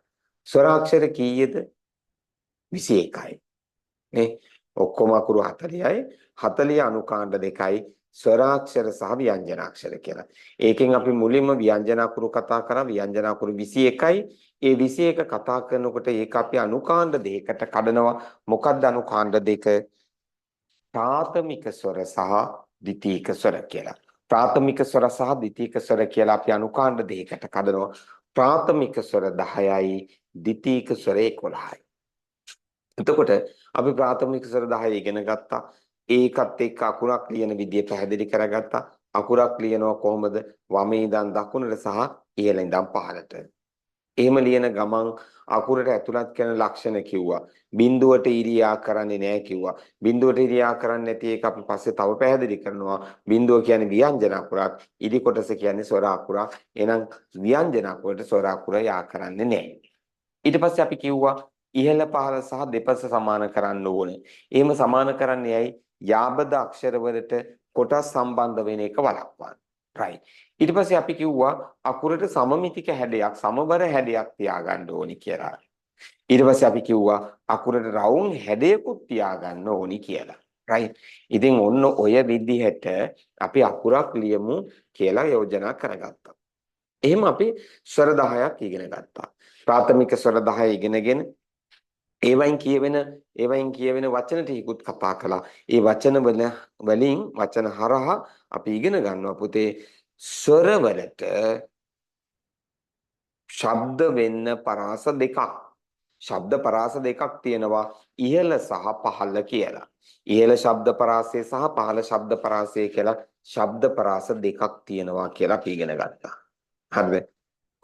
තේරෙන විදිහට කිව්වොත් ඇදලා ශබ්ද කරන්නත් පුළුවන්, අදින්නේ නැතුව ශබ්ද කරන්නත් පුළුවන්. අන්න එහෙම ශබ්ද කරන්න පුළුවන් ශබ්ද පරාස දෙකක් අපි කතා කරා. හරි. ඊට පස්සේ අපි ගියා ද්විතීයික ස්වර වලට. ද්විතීයික ස්වරය 11යි. ද්විතීයික ස්වරය හැදුනේ අපි කලින් ඉගෙන ගත්තු ප්‍රාථමික ස්වරම එකට එකතු වෙලා. නේද? right. ඔතනින් අපි ද්විතීයික ස්වරය 11 සාකච්ඡා කරලා අවසන් කරා. එතකොට ස්වර 21ම ඉවරයි. ඊළඟට අපි ගියේ ව්‍යංජන අකුරු. ව්‍යංජන අකුරු ඔක්කොම 19යි. 19 අපි අනුකාණ්ඩ දෙකකට කැඩුවා. මූලික ව්‍යංජන අකුරු සහ තෙන්සුරි අකුරු. මූලික ව්‍යංජන අකුරු 14ක් අපි ඉගෙන ගන්නවා. ඒ 14න් 4 දෙනෙක් මහ ප්‍රාණයි, ඉතිරි 10 දෙනා අල්ප ප්‍රාණයි. ඒ 10 දෙනාගෙන් එක්කෙනෙකුට ශබ්දයක් තිබුණේ නැහැ. නේද? එතකොට මේ ව්‍යංජන අකුරු තනියම ශබ්ද වෙන්නේ නැහැ. ශබ්ද වෙන්නේ ස්වරත් එක්ක එකතු වුණාම විතරයි. ස්වරත් එක්ක එකතු වෙලා ශබ්ද වෙන විදිය කතා කරගත්තා අපි වගු දෙකක් ආශ්‍රය කරගෙන. වගු දෙකක් අපි හැදුවා. එහෙම තමයි අපි ශබ්ද වෙන විදිය කතා කරේ. ඊට පස්සේ මූලික ව්‍යංජන අකුරු වලින් අපි 6 දෙනෙක් හඳුනා ගන්නවා. තමන්ගේ ශබ්දයට අමතරව තමන්ට අයිති මූලික ශබ්දයට අමතරව වෙනත් ආකාර වලින් ශබ්ද වෙන. ඒ කවුද? අල් කයන්න වෙනස් වුණේ අල් ගයන්නටනේ. තව අල් තයන්න වෙනස් වුණා අල් දයන්නට. අල් අයන්න වෙනස් වුණා අල් රයන්නට. අල් පයන්න වෙනස් වුණා අල් මයන්නට අල් බයන්නට නේද?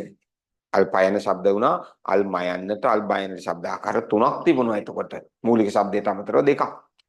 ඊට පස්සේ අල් මයන්න අල් බයන්නට වෙනස් වුණා. ඊට පස්සේ අල් ඡයන්න වෙනස් වුණා අල් ජයන්නට. ওই විදිහට අපි වෙනස් ආකාර ශබ්ද වෙනස් වීමක් ගැනත් කතා කරා. එතනින් පස්සේ අපි කිය තෙන්සුරි අකුරු වලට. තෙන්සුරි අකුරු 5යි. ඒව ලියන විදිය කිව්වා. කොටස් දෙකක එකතුවක් විදියට ලියන්නේ. ඒ කොටස් දෙක එකතුව ලියනකොට චුට්ටක් පුංචියට ලියන්න ඕනි කිව්වා. කුඩා ඒවායින් කොටස් දෙකක් අර මූලික ව්‍යංජන අකුරේ අකට සමාන වෙන්න. නේද? තෙන්සුරි අකුර කොටස් දෙක කුඩාවට ලියමු. කුඩා ඒවායින් කොටස් දෙක මූලික ව්‍යංජන අකුරට සමාන වෙන විදියට. තෙන්සුරි අකුරත් ස්වරත් එක්ක එකතු වෙලා තමයි ශබ්ද වෙන්නේ. එහෙම ශබ්ද වෙන විදියත් අපි කතා කරා. right. එතකොට අපි ව්‍යංජන අකුරු සියල්ල අවසන් කළා. එතනින් පස්සේ අපිට කතා කරන්න තිබුණේ පච්චිම් කියන මාතෘකාව. හල් අකුරු ගැන හල් අකුරු ලියන විදිය කිව්වා. ඒවා කියවන විදියත් කිව්වා. හල් අකුරක් ලියන්නේ කොහොමද පුතේ? හල් කළ යුතු අකුරට පෙර යෙදෙන අකුරට පාලි. එහෙම තමයි හල් අකුරක් ලියන්නේ. හල් අකුරු යෙදෙන වචනය කියවන අනුපිළිවෙලක් දන්නවනේ නේ. මුලින් උඩ අකුර ඊට පස්සේ යට අකුර. ආයි උඩට යනවා ආයි යටට. ආයි උඩට යනවා ආයි යටට එනවා. ওই විදිහට.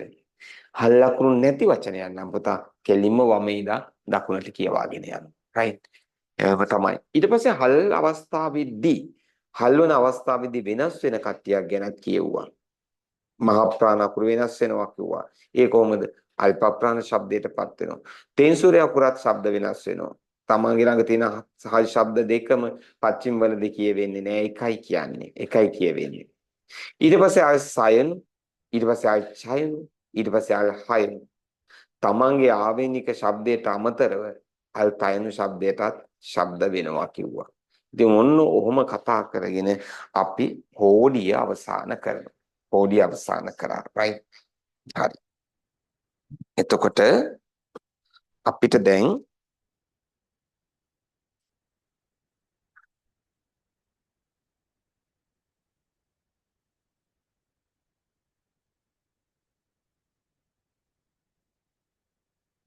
හෝඩිය අවසන් කරලා අපි ඊළඟ මාතෘකාවට යමු. ඊළඟ කතාවට යමු.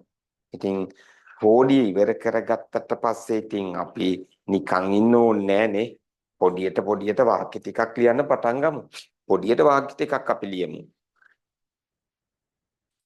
පොඩියට ලියමු. ලේසි වාක්‍යයක්.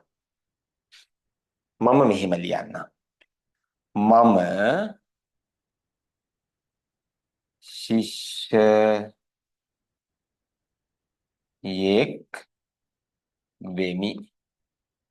මම ශිෂ්‍යයෙක් වෙමි. අනිත් වගේ වාක්‍යයක්. ලේසිනේ. ලියමු. මේ වාක්‍යම අපි බහුවචන කරමු පුතා. බහුවචන කරමු. මම කියන එක අපි කියලා බහුවචන කරා. ශිෂ්‍යයෙක් කියන එක ශිෂ්‍යයෝ කියලා බහුවචන කළා. වෙමි කියන එක වෙමු කියලා අවසන් කළා. තව වාක්‍යයක් ගන්නම් මම. මේක පොතක් වෙයි. මේ වාක්‍යම මම බහුවචන කරනවා. මේවා පොත් වෙති කියලා. මේවා පොත් වෙති. right. ඔන්න අපි වාක්‍ය හතරක් ලියාගත්ත මොකද්ද? මම ශිෂ්‍යයෙක් වෙමි. අපි ශිෂ්‍යයෝ වෙමු. මේක පොතක් වෙයි. මේවා පොත් වෙති කියලා වාක්‍ය හතරක් ලියා ගන්න.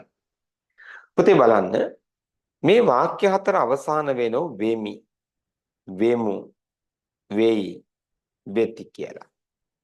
වෙමි, වෙමු, වෙයි, වෙති කියලා අවසාන වෙනවා.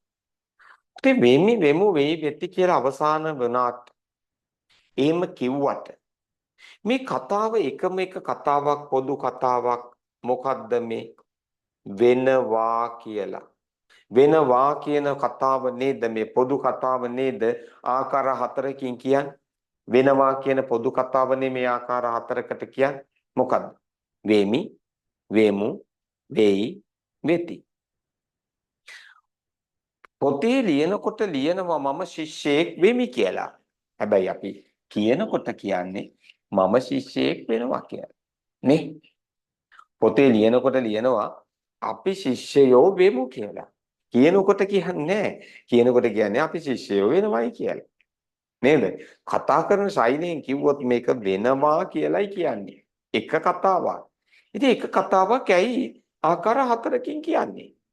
ඒකට හේතුව වෙමු. හේතු ගොඩයි. සිංහල භාෂාවේ මේකට හේතු ගොඩයි.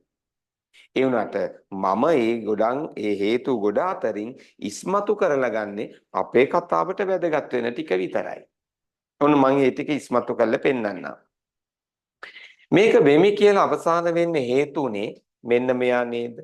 මම කියන කෙනා නේද? මේක වෙමු කියලා අවසාන වෙන්නේ හේතුනේ අපි කියන කෙනා නේද? එතකොට මේ දෙන්නගේ වෙනස මොකක්ද? මම කියන කෙනා ඒක වචනයි. අපි කියන කෙනා බහුවචනයි. ඒක වචන බහුවචන. ඒක වචන බහුවචන. ඔය වෙනස මෙන්න මෙතෙන්ට හේතුවක් වුණා. එතකොට පොදු කතාව මොකද්ද පොදු කතාව? මේ වෙනවා කියන පොදු කතාව ආකාර හතරකට කියවෙන්න ඕනේ එක හේතුවක් හොයාගත්තා. මොකද්ද මේ ඒක වචන බහුවචන වෙනස? මෙතනත් එහෙමයි. මෙතනත් මේක කියන වචනේ ඒක වචන පදයක් මේවා කියනකොට බහුවචනයි. ඒක වචන බහුවචන. ඒක වචන බහුවචන වෙනස මෙන්න මෙතෙන්ට හේතුවක් වුණා. හරි. දැන් අපි එකක් හේතු කරගත්තා. එකක් හොයාගත්තා. ඒක හේතුවක්. මෙන්න ඊළඟට මම කියනවා තව හේතුවක්. මේ දෙන්න ගත්තහම මෙයා ඒක වචනයි මෙයා බහුවචනයි. හැබැයි මේ දෙන්න පොදුවේ ගත්තොත් ප්‍රාණවාචී. මෙයා ඒක වචනයි මෙයා බහුවචනයි. හැබැයි මේ දෙන්න පොදුවේ ගත්තොත් අප්‍රාණවාචී. එහෙනම් මෙතන තියෙනවා පුතා ප්‍රාණවාචී අප්‍රාණවාචී කියන වෙනසක්. ඒ වෙනසත් මෙන්න මෙතෙන්ට හේතුවක් වුණා. හරිද? එහෙනම් මං හේතු දෙකක් කිව්වා. වෙනස්කම් දෙකක් මොකද්ද? ඒක වචන බහුවචන වෙනස, ප්‍රාණවාචී අප්‍රාණවාචී වෙනස. ඔය දෙක තිබුණා. මෙතනදී පැහැදිලි කරගන්න බැරි වුණාට තව වෙනසක් තියෙනවා ස්ත්‍රීලිංග පුරුෂලිංග කියලා. ඔන්න ඔය වෙනස්කම්. ඔය වෙනස්කම් නිසා පුතා මෙන්න මේ වෙනවා කියන පොදු කතාව ආකාර හතරකට කියවුණා. මොකද්ද වෙනස්කම? ඒක වචන බහුවචන වෙනස, ප්‍රාණවාචී අප්‍රාණවාචී වෙනස. මේ වෙනස්කම් නිසා පොදු කතාව එකම කතාව ආකාර කීපයකට කියවුණා. මට පැහැදිලිද? තේරුණා නේද? right. එහෙනම් අපි මේ වාක්‍ය ටික ලියමු. මේ වාක්‍ය ටික ලියමු.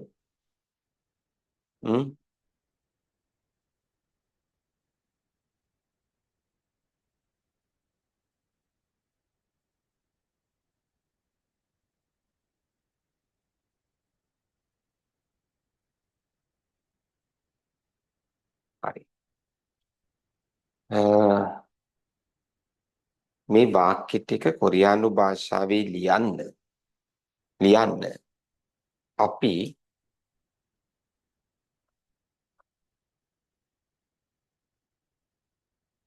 කොරියානු භාෂාවෙන් මේ වාක්‍ය ටික ලියන්න අපි මෙන්න මෙයා ශබ්ද කරමු. මේ අල්මයන්ට එකතු වෙන්නේ යෝ. අල්මයන්ට යෝ එකතු වුනහම මෙයෝ. පච්චිමේ අර ශබ්දයක් නැති අකුර. ශබ්දයක් නැති අකුර පච්චිමට ගියාම ශබ්දයක් හැදෙනවා. ඒ මොකද්ද පුතා? කියන ශබ්දේ. කියන ශබ්දේ. මේ අල්සයන්ට එකතු වුණා සා. ඒතර म्योंसा කියලා කියන්නේ පුතේ නාම පදය. නාම පදය. නාම පදයට අපි එකතු කරගන්නවා මෙන්න මෙහෙම කෙනෙක්.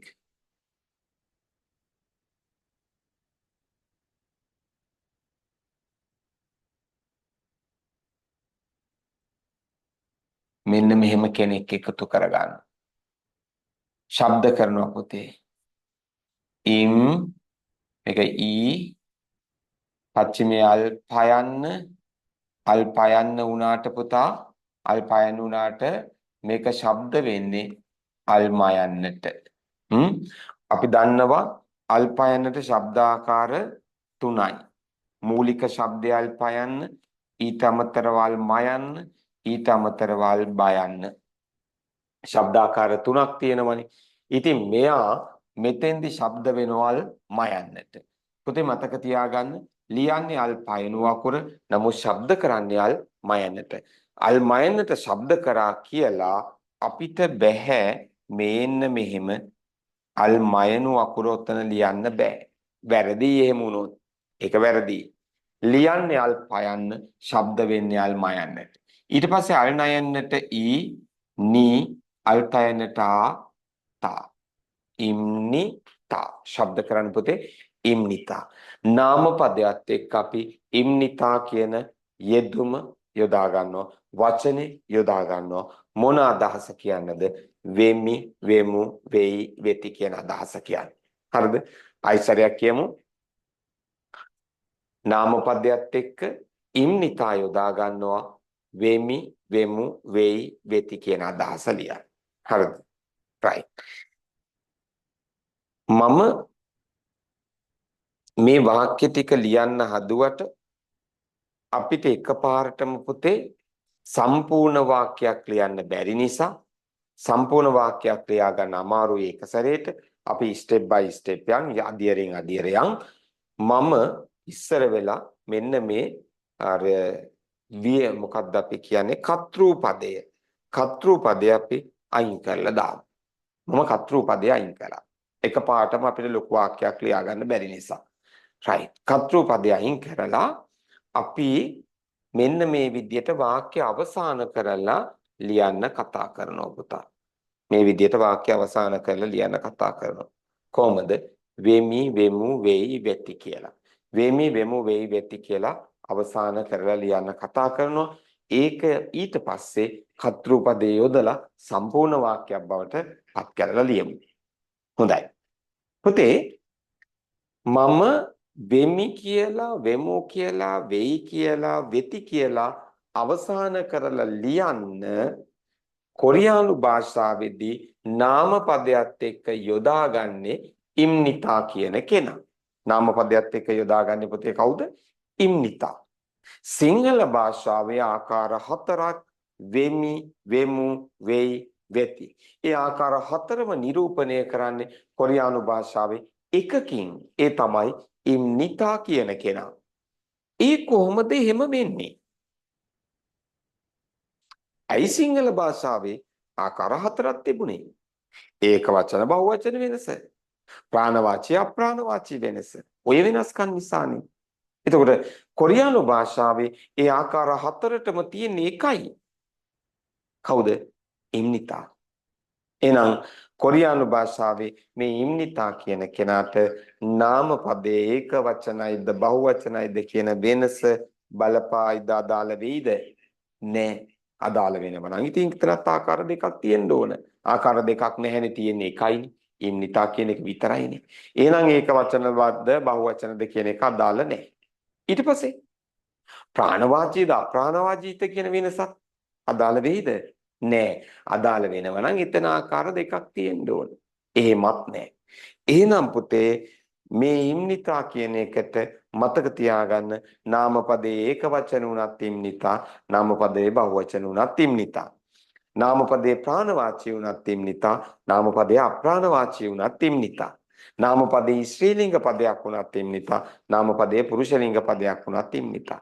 එහෙනම් නාමපදයේ මොකක් වුණත් කවුද එකතු වෙන්නේ? ඉම්නිතා නේ ඉම්නිතා. ඉම්නිතා නාම පදයට එක්ක එකතු කරාම වාක්‍ය අවසාන වෙන්නේ සිංහලෙන් කියන විදිහට කොහොමද? වෙමි, වෙමු, වෙයි, වෙති. ආයි කිව්වොත් වෙමි, වෙමු, වෙයි, වෙති. ওই විදිහට තමයි වාක්‍ය අවසාන වෙන්නේ. පැහැදිලිද? right. අපි ලියමු එහෙනම් මේ වාක්‍ය ටික. ලියමු වාක්‍ය ටික. පුතේ මම ශිෂ්‍යයෙක් වෙමි. වෙමි කියලා අවසාන කරොත් වාක්‍ය කවුද දාන්නේ? ඉම්නිතානේ. මම වෙමු කියලා අවසාන කරනවා. ඒත් ඉම්නිතා. වෙයි කියලා අවසාන කරොත් ඒත් ඉම්නිතානේ. වෙති කියලා අවසාන කරත් ඒත් ඉම්නිතා. එතකොට වෙනස් වෙන්නේ මොකක්ද එහෙනම්? මේ ඉස්සරහ තියෙන නාම පදය විතරයි වෙනස් වෙන්නේ. නැත්තම් ඉතින් වෙයි කිව්වත් ඉම්නිතා, වෙති කිව්වත් ඉම්නිතා, වෙමි කිව්වත් ඉම්නිතා, වෙමු කිව්වත් ඉම්නිතා, කොහොමත් ඉම්නිතා. එහෙනම් දැන් උදාහරණ විදිහට මම මේ ඔක්කොම වාක්‍ය ටික නොලිව්වට කමක් නැහැනේ. එකක් විතරක් ලියන්නන්නේ. එකක් විතරක් ලියන්න. මම ලියනවා මොකක්ද? ශිෂ්‍යයෙක් වෙමි කියන වාක්‍යය. මම ශිෂ්‍යයෙක් වෙමි කියන වාක්‍යය ලියනවා. කොහොමද ලියන්නේ? මෙන්න ශිෂ්‍යයාට කියනවා.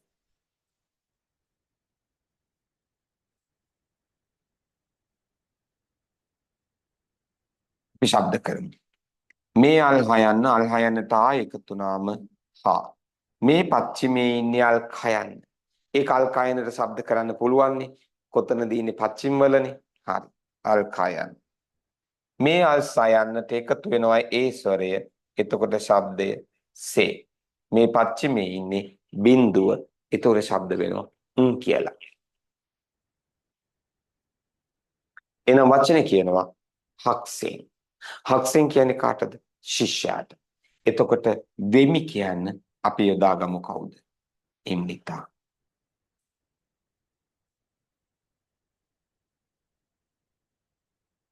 ශබ්ද වෙනවා පුතේ කොහමද? හක්සෙන් ඉම්නිතා. කොහමද ශබ්ද වෙන්නේ? හක්සෙන් ඉම්නිතා කියලා. හක්සෙන් ඉම්නිතා. ඒකේ අදහස ශිෂ්‍යයෙක් වෙමි. ශිෂ්‍යයෙක් වෙමි. හරි.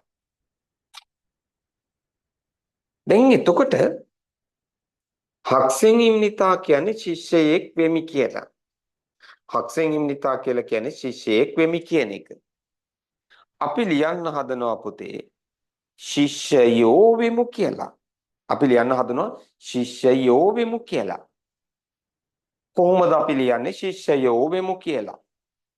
කොහොමද ලියන්නේ? ඒත් මෙහෙමම ලියමු. හක්සෙන් ඉම්නිතා කියලාම ලියමු. ඒ කොහොමද?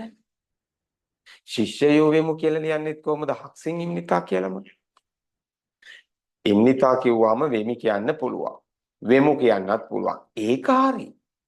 ඒ වුණාට ඉතින් හක්සෙන් කියලා කිව්වේ ශිෂ්‍යයෙක් නැත්තම් ශිෂ්‍යයා කියන ඒක වචනනේ. ඒක දැන් කියන්නේ මොකද? ශිෂ්‍යයෝ කියලා කියන්න පුළුවන්ද මේකෙන්ම? පුළුවන්. ඒ කොහොමද? එහෙම කියන්නේ. මෙන්න මෙහෙමයි කියන්නේ පුතේ. ශිෂ්‍යයා ඒක වචනද බහු වචනද? ඒක වචනයිනේ පුතේ. ශිෂ්‍යයා කිව්වම ඒක වචනයි. ශිෂ්‍යයෝ ඒක බහු වචනයි. අපිට ස්ථීරවම කියන්න පුළුවන් ශිෂ්‍යයා කිව්වොත් ඒක වචන පදයක්. ශිෂ්‍යයෝ කිව්වොත් බහු වචන පදයක්. මොකද අපිට එහෙම ස්ථීරවම කියන්න පුළුවන් පුතේ සිංහල භාෂාවේ නාම පදවල ප්‍රබල විදිහට ඒක වචන බහු වචන කියලා වෙනසක් තියෙනවා. බෙදීමක් තියෙනවා. නේද? ඒ අපි ස්ථීරවම කියන ඇති ශිෂ්‍යයා කිව්වොත් ඒක වචනයි ශිෂ්‍යයෝ කිව්වොත් බහු වචනයි. හැබැයි කොරියානු භාෂාවේ පුතා කොරියානු භාෂාවේ එහෙම ප්‍රබල වෙන්නීමක් ભેදයක් නැහැ. නාම පදවල ඒක වචන බහු වචන කියලා ප්‍රබල බෙදීමක් නැහැ. නැතුවාම නෙවෙයි යන්තම් තියෙනවා. හැබැයි ප්‍රබල බෙදීමක් නැහැ. ඒ නිසා පුතේ බොහෝමයක් නාම පද අපිට පුළුවන් ඒක වචන පදයට වගේම බහුවචන පදයට ගන්න. හක්සෙන් කිව්වහම ශිෂ්‍යයා කියන්නත් පුළුවන්. හක්සෙන් කිව්වහම ශිෂ්‍යයෝ කියන්නත් පුළුවන්. එහෙම කියන්න පුළුවන්. ඇයි? භාෂාවේ ප්‍රබල විදියට ඒක වචන බහුවචන කියලා වෙන්වීමක් නැති නිසා. ඒ නිසා අපිට මේ වචනේ හක්සෙන් කියන වචනේ ශිෂ්‍යයා කියන්න පුළුවන්, ශිෂ්‍යයෝ කියන්න පුළුවන්.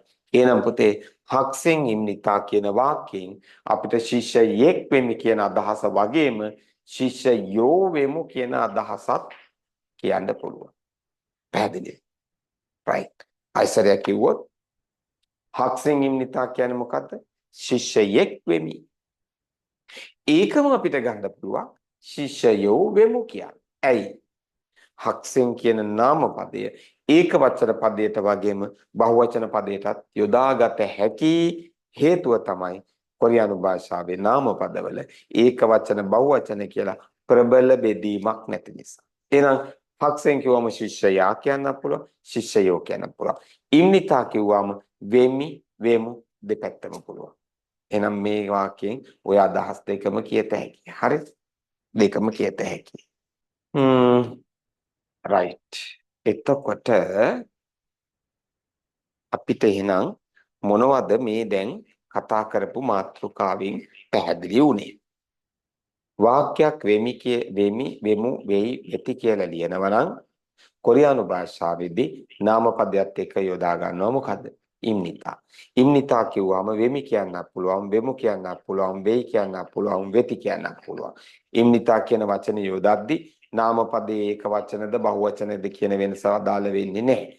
නාමපදයේ ප්‍රාණවාචීද අප්‍රාණවාචීද කියන වෙනස අදාළ වෙන්නේ නැහැ. නාමපදයේ ඒක වචන ස්ත්‍රීලිංග පදයක්ද පුරුෂලිංග පදයක්ද කියන එකවත් අදාළ වෙන්නේ නැහැ. එහෙනම් ඉම්නිතා කියන වචනේ අපිට ඕනෑම නාමපදයක් සමග යොදා ගන්න පුළුවන්. එහෙම යොදාගත්තොත් වාක්‍ය අවසාන වෙන්නේ සිංහලෙන් කියන විදිහට වෙමි, වෙමු, වෙයි, වෙති කියලා. කතා කරන භාෂාවෙන් කිව්වොත් වෙනවා කියලා තමයි අවසාන වෙන්නේ. හරි. එතකොට ඊළඟ කාරණාව තමයි කොරියානු භාෂාවේ නාමපදවල ප්‍රබල විදිහට පුතේ ඒක වචන බහුවචන කියලා වෙනසක් ભેදයක් නැහැ. ඒක වචන බහුවචන කියලා ලොකු වෙනසක් ભેදයක් නැහැ. හරි. ප්‍රබල ભેදයක් නැහැ. ඒ නිසා අපිට බොහෝමයක් නාමපද ඒක වචන පදයට විදිහටම බහුවචන පදයටත් භාවිතා කරන්න පුළුවන්. හරි. එහෙනම් අපි මාතෘකාව කියවමුද බලන්න. මාතෘකාව කියවමුද බලන්න. පිටුවංක 8. පිටුවංක 8 මාතෘකාව म्योंसादन ඉම්නිතා. ලියාගමුද ශබ්ද කිරීම. මාතෘකාවේ ශබ්ද කිරීම ලියා ගන්න. म्योंसादन ඉම්නිතා කියලා. म्योंसा ඉම්නිතා ඒ දෙකේ ශබ්දේ ලියා ගන්න.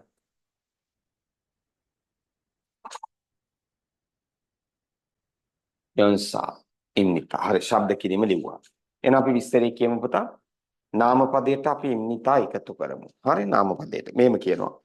යම් වාක්‍යයක් වෙමි, වෙමු, වෙයි, වෙති යන අර්ථයෙන් අවසන් වන ලෙසට තැනීමට අවශ්‍ය වන්නේ නම් මෙම ඉම්නිතා කොටස භාවිතා කළ හැකිය.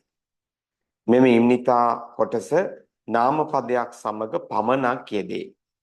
නාමපදයක් සමග අගට මෙම කොටස යෙදූ විට වාක්‍ය සම්පූර්ණ වේ. right. උදාහරණ වාක්‍ය තියෙනවා. චෙක් ඉම්නිතා.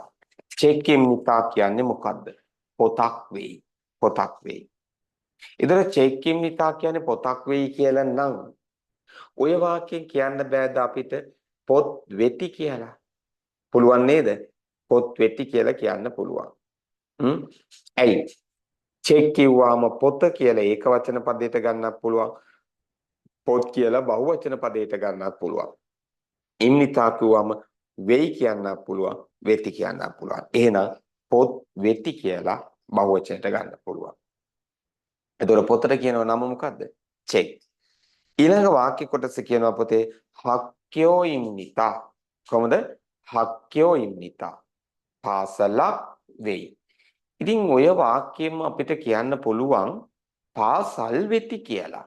පාසල් වෙති කියන්නත් පුළුවන්, ඇයි පුළුවන්? හක්කියෝ කිව්වහම පාසල කියන ඒක වචන පදයට ගන්නත් පුළුවන්. පාසල් කියලා බහුවචන පදයට ගන්නත් පුළුවන්. හරි? එහෙනම් පාසල් වෙති කියන්නත් පුළුවන් ඕකේ. දැන් පාසලට කියන නාම පදේ තමයි හක්කියෝ කියලා කියන්නේ. right. ඊළඟට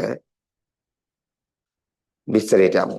මෙමෙ ඉම්නිතා යන කොටස ප්‍රාණවාචී අප්‍රාණවාචී වශයෙන් හෝ ඒක වචන බහුවචන වශයෙන් හෝ ભેදකින් තොරව ඕනෑම නාම පදයක් සමග සම්බන්ධ කළ හැකියි. මේ ඉම්නිතා කියන එක ඕනම නාම පදයකට යොදන්න පුළුවන්. ඔයාට උදාහරණ වාක්‍ය ටිකක් තියෙනවා ලියන්න. පළවෙනි එක ශිෂ්‍යයෙක් වෙමි. ශ්‍රී ලාංකිකයෙක් වෙමි. විදේශිකයෙක් වෙයි. ළමයෙක් වෙයි. මේක ප්‍රාණවාචී වාක්‍ය කොටස් හතරක්. ඊට පස්සේ පිටුවක 9 තියෙනවා තවත් වාක්‍ය කොටස් හතරක් අප්‍රාණවාචී. පොතක් වෙයි, පුටුවක් වෙයි, තෑගියක් වෙයි, පොත් මේසයක් වෙයි. හරි. ඒතර මෙන්න මේ වාක්‍ය ටික ලියන්න අවශ්‍ය කරන ඔයා නොදන්න වචන ටික කොටුව ඇතුලේ දාලා තියෙනවා පිටු අංක 8. පිටු අංක 8 කොටුව ඇතුලේ දාලා තියෙනවා කියවන්න බලන්න. පළවෙනි එක හක්සින්. හක්සින් කියලා කියන්නේ කාටද? ශිෂ්‍යයාට. ඊට පස්සේ ශ්‍රී ලංකා සරා. අය කියන්නේ ශ්‍රී ලංකා සරා. ශ්‍රී ලංකා සරාම් කියලා කියන්නේ ශ්‍රී ලාංකිකයා. ශ්‍රී ලාංකිකයා කියන වචනේ. ඊට පස්සේ වේගුක් සරා. වේගුක් සරාම් කියලා කියනවා විදේශිකයාට. ආයි කියලා කියන්නේ කාටද? ළමයට, දරුවට නේ. ඇල ඉරක් දාලා ලියන්න දරුවා කියලා. ආයි කියන්නේ ළමයට සහ දරුවට. හරි. එහෙනම් අපි ඊළඟ වචනේ කියමු පුතේ. චෙක්. ඊළඟ වචනේ චෙක්. චෙක් කියන්නේ පොත. ඊළඟට අයිචා. අයිචා කියලා කියනවා පුතේ පුටුවට. ඊළඟ වචනේ කපං. කපං කියන තැන ඇල ඉරක් දාලා කබං කියලාත් ලියන්න. කපං කියන තැන ඇල ඉරක් දාලා කබං කියලාත් ලියන්න. කයන්න, බයන්න, බිඳුව. ශ්ලෝක ඔය කියන ආකාර දෙකටම ශබ්ද කරනවා. කපං, කබං. ඔය දෙවිදිහටම ශබ්ද කරනවා පුතේ. හරි. කපං, කබං. ඔය දෙවිදිහටම ශබ්ද කරනවා. මොකටද කියන්නේ? බෑගියට. ඊට පස්සේ චෙක්සන්. චෙක්සන් කියලා කියනවා මොකේද? පොත් මේසයට.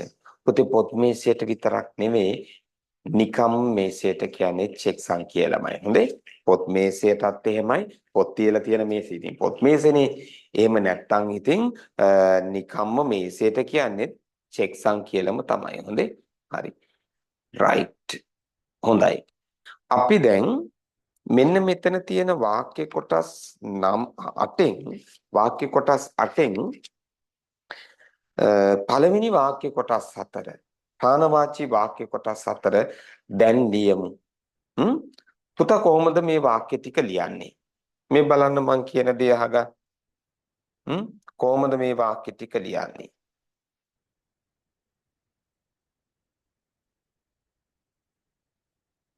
මෙන්න මේ විදියට අපි ලියමු. දැන් පළවෙනි වාක්‍යය තියෙනවා ශිෂ්‍යයෙක් වෙමි කියලා. හරිද? පළවෙනි වාක්‍යය තියෙනවා ශිෂ්‍යයෙක් වෙමි. ඔන්න අපි ඒක ලියමු. ශිෂ්‍යයාට කියන නාමපදේ කොතනද තියෙන්නේ? ඒක තියෙනවා පුතේ ඔතන පිටු අංක 8 කොටුව ඇතුලේ. ඔයා මොකද කරන්නේ? ඔය ටියුට් එකේ තියෙන වචනේ එහෙම් පිටින්ම බලාගෙන මෙතන ලියන්න. ශිෂ්‍යයාට කියනවා හක්සෙන් කියලා. ටියුට් එක බලාගෙන වචනේ ලියන්න. හක්සෙන් කියන වචනේ ලියන්න ටියුට් එක බලාගෙන. ඊට පස්සේ වෙමි. වෙමි කියන්නේ ඉම්නිතා. ඉම්නිතා කියන වචනේ කොතනද තියෙන්නේ? උඩ මාතෘකාවේ තියෙන්නේ. ඒක බලන් ලියන්න. ඉම්නිතා.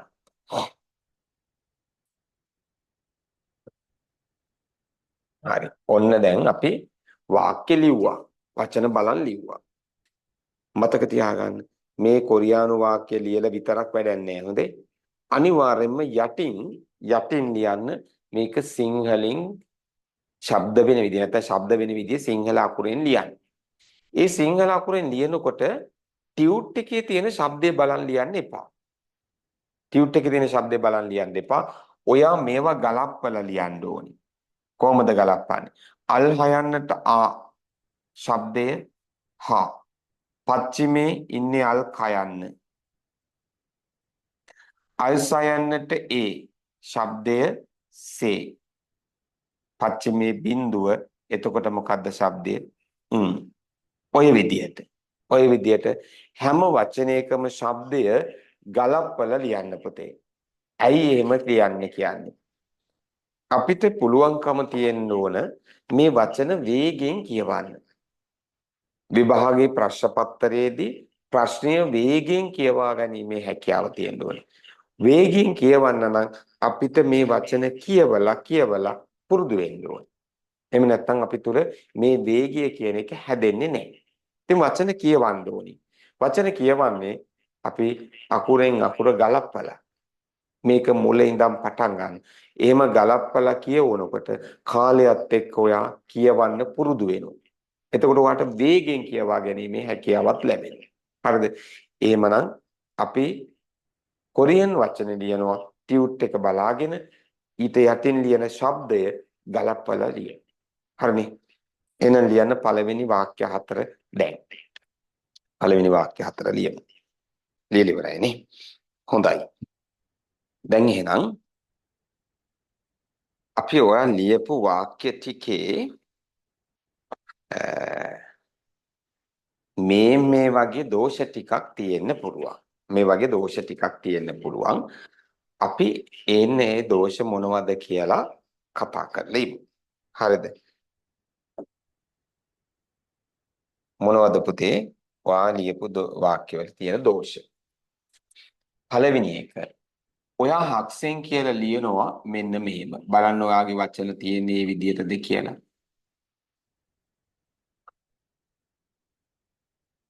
සමහරු ඔහොම ලියලා ඇති. සමහරු මෙහෙම ලියලා ඇති.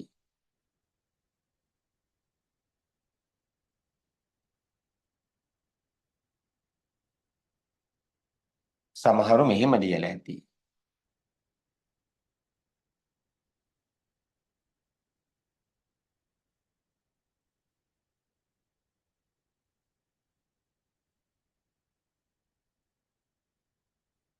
සමහරු මෙහෙම ලියලා ඇති.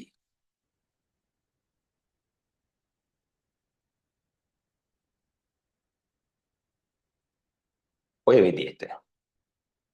දැන් මෙතන තියෙන දෝෂ තමයි පුතේ පච්චිම අකුර ලියපු විදිය. පච්චිම අකුර ලියපු විදිහේ දෝෂය තමයි තියෙන්නේ. හල් අකුර. හල් අකුර කොහෙද ලියන්නේ? හල් අකුර කොහෙද ලියන්නේ? මේකනේ හල් අකුර. මේක කොහෙද අපි ලියන්නේ? ඊට පෙර යෙදෙන අකුරට යටින්.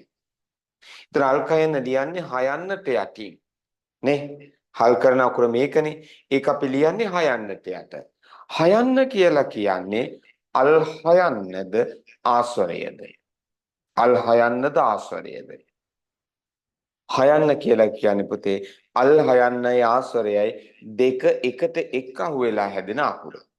එහෙනම් අපි අල් කයන්න ලියන්න ඕන හයන්නට යටින් නම් අපි ලියන්න ඕන අල් හයන්නේ සහ ආස්වරයේ ඒ එකතුවේ යට. එකතුවේ යට. එතකොට එකතුවේ යට කියලා කියන්නේ කොහෙද? මෙන්න මේ දෙකේ එකතුවේ යට. ඒ කියන්නේ මෙන්න මේ හරිය.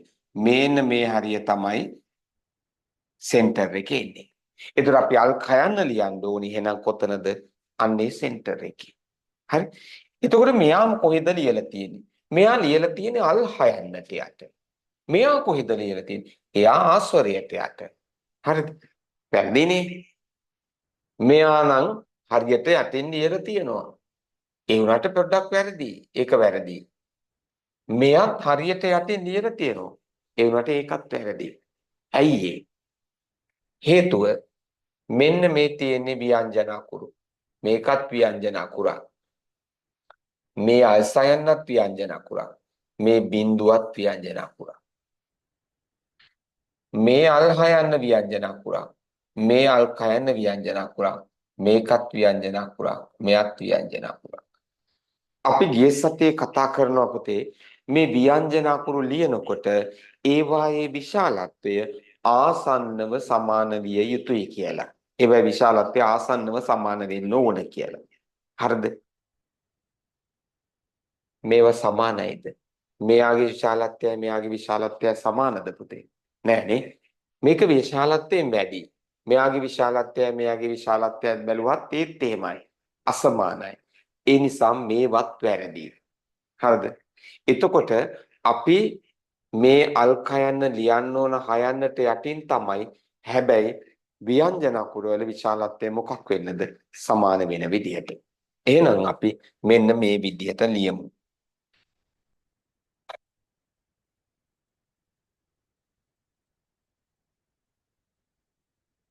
මෙහෙම. දැන් අපි අල්කයන්න ලියන්නේ මේ දෙකේ යටින්. මෙහෙම.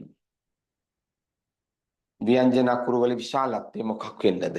සමාන වෙයි. මේ අල් සයන්නට ඒ ස්වරයේ එකතු වුණා. දැන් බිඳුව ලියන්නේ අපි නේද? හක්සෙන් කියලා කියනකොට බිඳුව ලියන්න ඕන සයන්න ඊට පෙර යෙදෙන අකුර සයන්න ඊට යටින්. එතකොට සයන්නේ හැදෙන්නේ ආ සයන්නට ඒ ස්වරයේ එකතු වෙලා. එහෙනම් බිඳුව ලියන්න ඕන ඒ දෙකේ යටින්. ව්‍යංජන අකුරු වල විශාලත්වය ආසන්නව මොකක් වෙන්නද? සමාන වෙන විදිහට. ආසන්නව සමාන වෙන විදිහට තමයි අපි මේවා ලියන්නේ. හරි.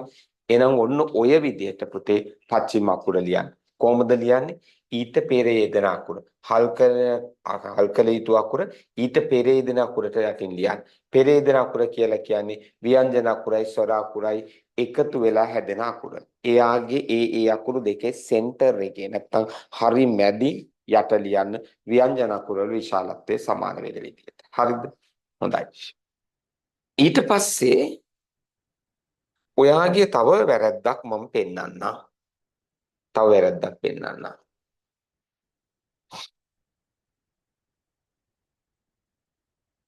ඔයා ඉන්නිතා කියලා ලිව්වේ මෙහෙමයි.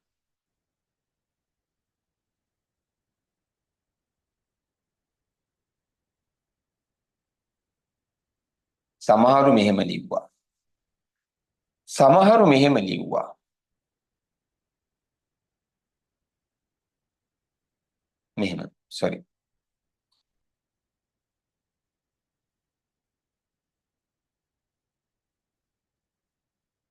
මෙන්න මෙහෙම. ඔය විදිහට. හරිද? ඉන්නිතා කියන එක. ඒ දෙකම වැරදි. ඇයි වැරදි?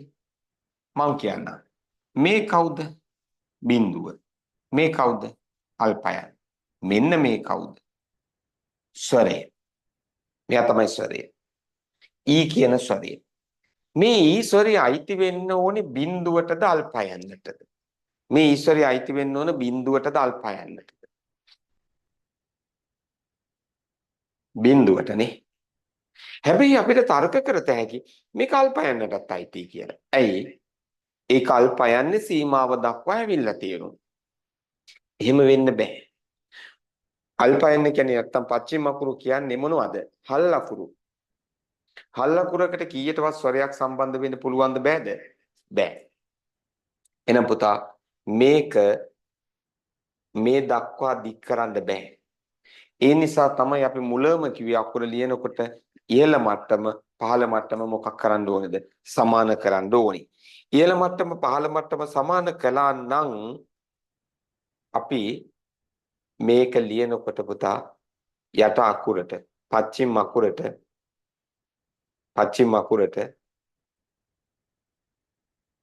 මේ විදිහට ඉහළ මට්ටම පහළ මට්ටම සමාන කරන මේ පච්චිම අකුරට මේ ස්වරය සම්බන්ධ වෙන එක වලකිනවනේ. අපි එනන්සන් අන්නේ විදිහට ඉහළ පහළ සමාන කරලා ලියමු. මේ යට අකුරට පච්චිම අකුරට ස්වරය යා කරන්න එපා. සම්බන්ධ කරන්න එපා. හරිද? ඊට පස්සේ මෙතනත් වැරද්දක් තියෙනවා. මොකද්ද මෙතන තියෙන වැරද්ද පුතා? මෙතන අපි මෙන්න මෙහෙම එකක් බලමු. එකක් තමයි මෙයාලගේ විශාලත්වයන් අසමානයි.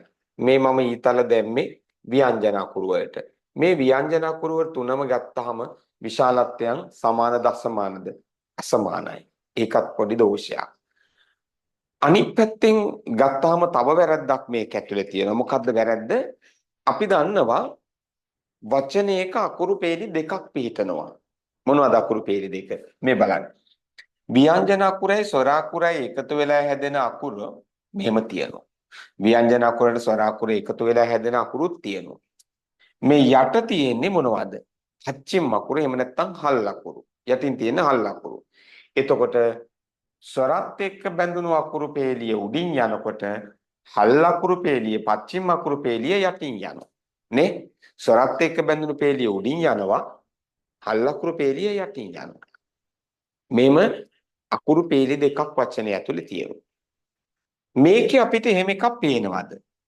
එහෙම අකුරු පේලි දෙකක් පේනවද? ඔන්න ඔහම ඉරක් ගැහුවා. නෑනේ. එහෙම අකුරු පේලි දෙකක් පේන්නේ නෑ. එක වැරද්දක්. මේක බලන්න මම ඔන්න ඉරක් ගැහුවාම අපිට ලස්සනට මේ පේලි දෙක වෙන වශයෙන් පේනවනේ නේ. රයිට්. එතකොට මේ ඉම්නිතා කියන වචනේ එහෙනම් අපි මේ විදිහට ලියමු. ඔන්න මම ඉහළ පහළ සමාන කිරීම කළා. ඊට යටින් අල්පයන ලිව්වා.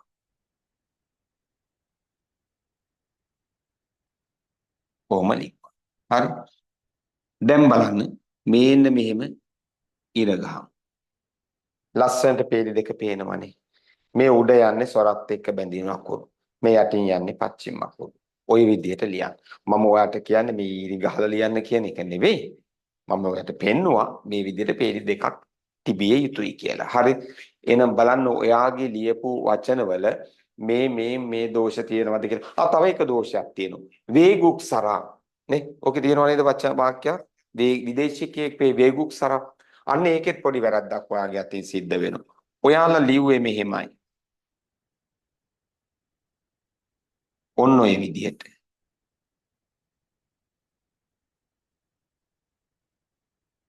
වේගුක් කියන වචනේ ওই විදිහට තමයි ලිව්වේ. ඒකත් වැරදි. ඒකේ වැරද්ද තමයි මෙන්න මේ කවුද ද්විතීක ස්වරයක් පුතේ. වේ කියන ස්වරේ. ඔයා චුට්ටක් පෙරලන්න බලන්න ද්විතීක ස්වර මාත්‍රකාව පිටු අංක 2 තියෙනවා. පිටු අංක 2 ද්විතීක ස්වර මාත්‍රකාව පොඩ්ඩක් පෙරලන්න.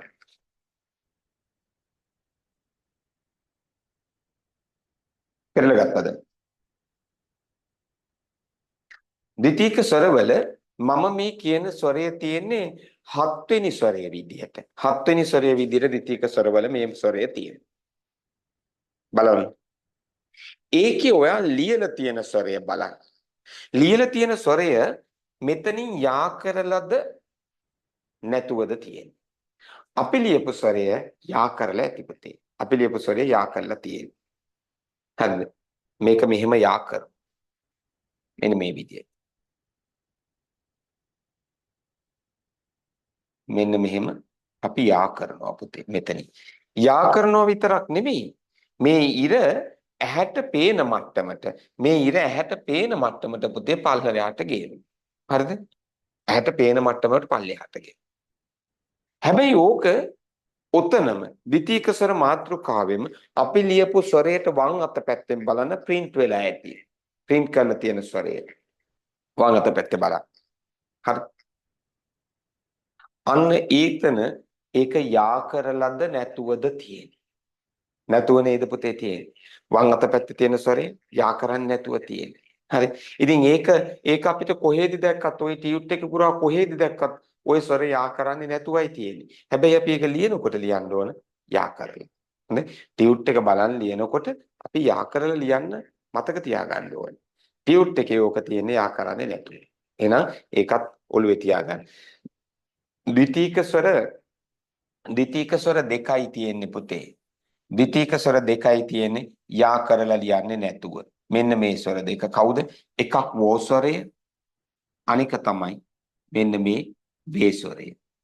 ඒ දෙක විතරයි යා කරන්නේ නැතුව ලියන්නේ. හරි? ඔන්න ඔය ස්වර දෙක හැරුණාම ඉතිරි හැම ස්වරයක්ම පුතේ යා කරලා ලියනවා. මතක තියාගන්න. ඊට පස්සේ මේකේ තව වැරද්දක් තියෙනවා. මේ තියෙන්නේ ව්‍යංජන අකුරු. මේ අල්කයන් යට තියෙන්නේ තල්කයන්. මෙන්න මේ මැද තියෙන්නේ ස්වර අකුර. අපි කතා වෙනවා නේද? බිඳුවට ඉරි යා කරන්නේ නැහැ. බිඳුවට ඉරි යා කරන්නේ නැහැ කියන්නේ ව්‍යංජන අකුරට ස්වර අකුර යා කරන්නේ නැහැ කියන එක. හරිද? ලියනකොට ව්‍යංජන අකුරයි ස්වර අකුරයි යා කරන්නේ නැතුව ලියන්නේ. අපි මෙහෙම ලිව්වොත් එහෙනම් හරිද? ව්‍යංජන අකුරු ස්වර අකුරු මේ තැන් වලින් මොකක් කළාද අපි? යා කරලානේ. ඒකත් වැරදි. හොඳේ. එහෙනම් ව්‍යංජන අකුරු සහ ස්වර අකුරු යා කරන්නේ නැතුව ලියන්න. රයිට්.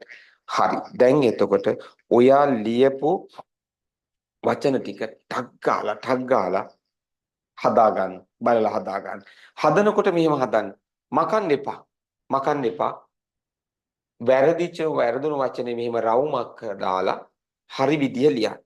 හරි විදිය ලියා ගන්න. මකන්න එපා. හොඳේ.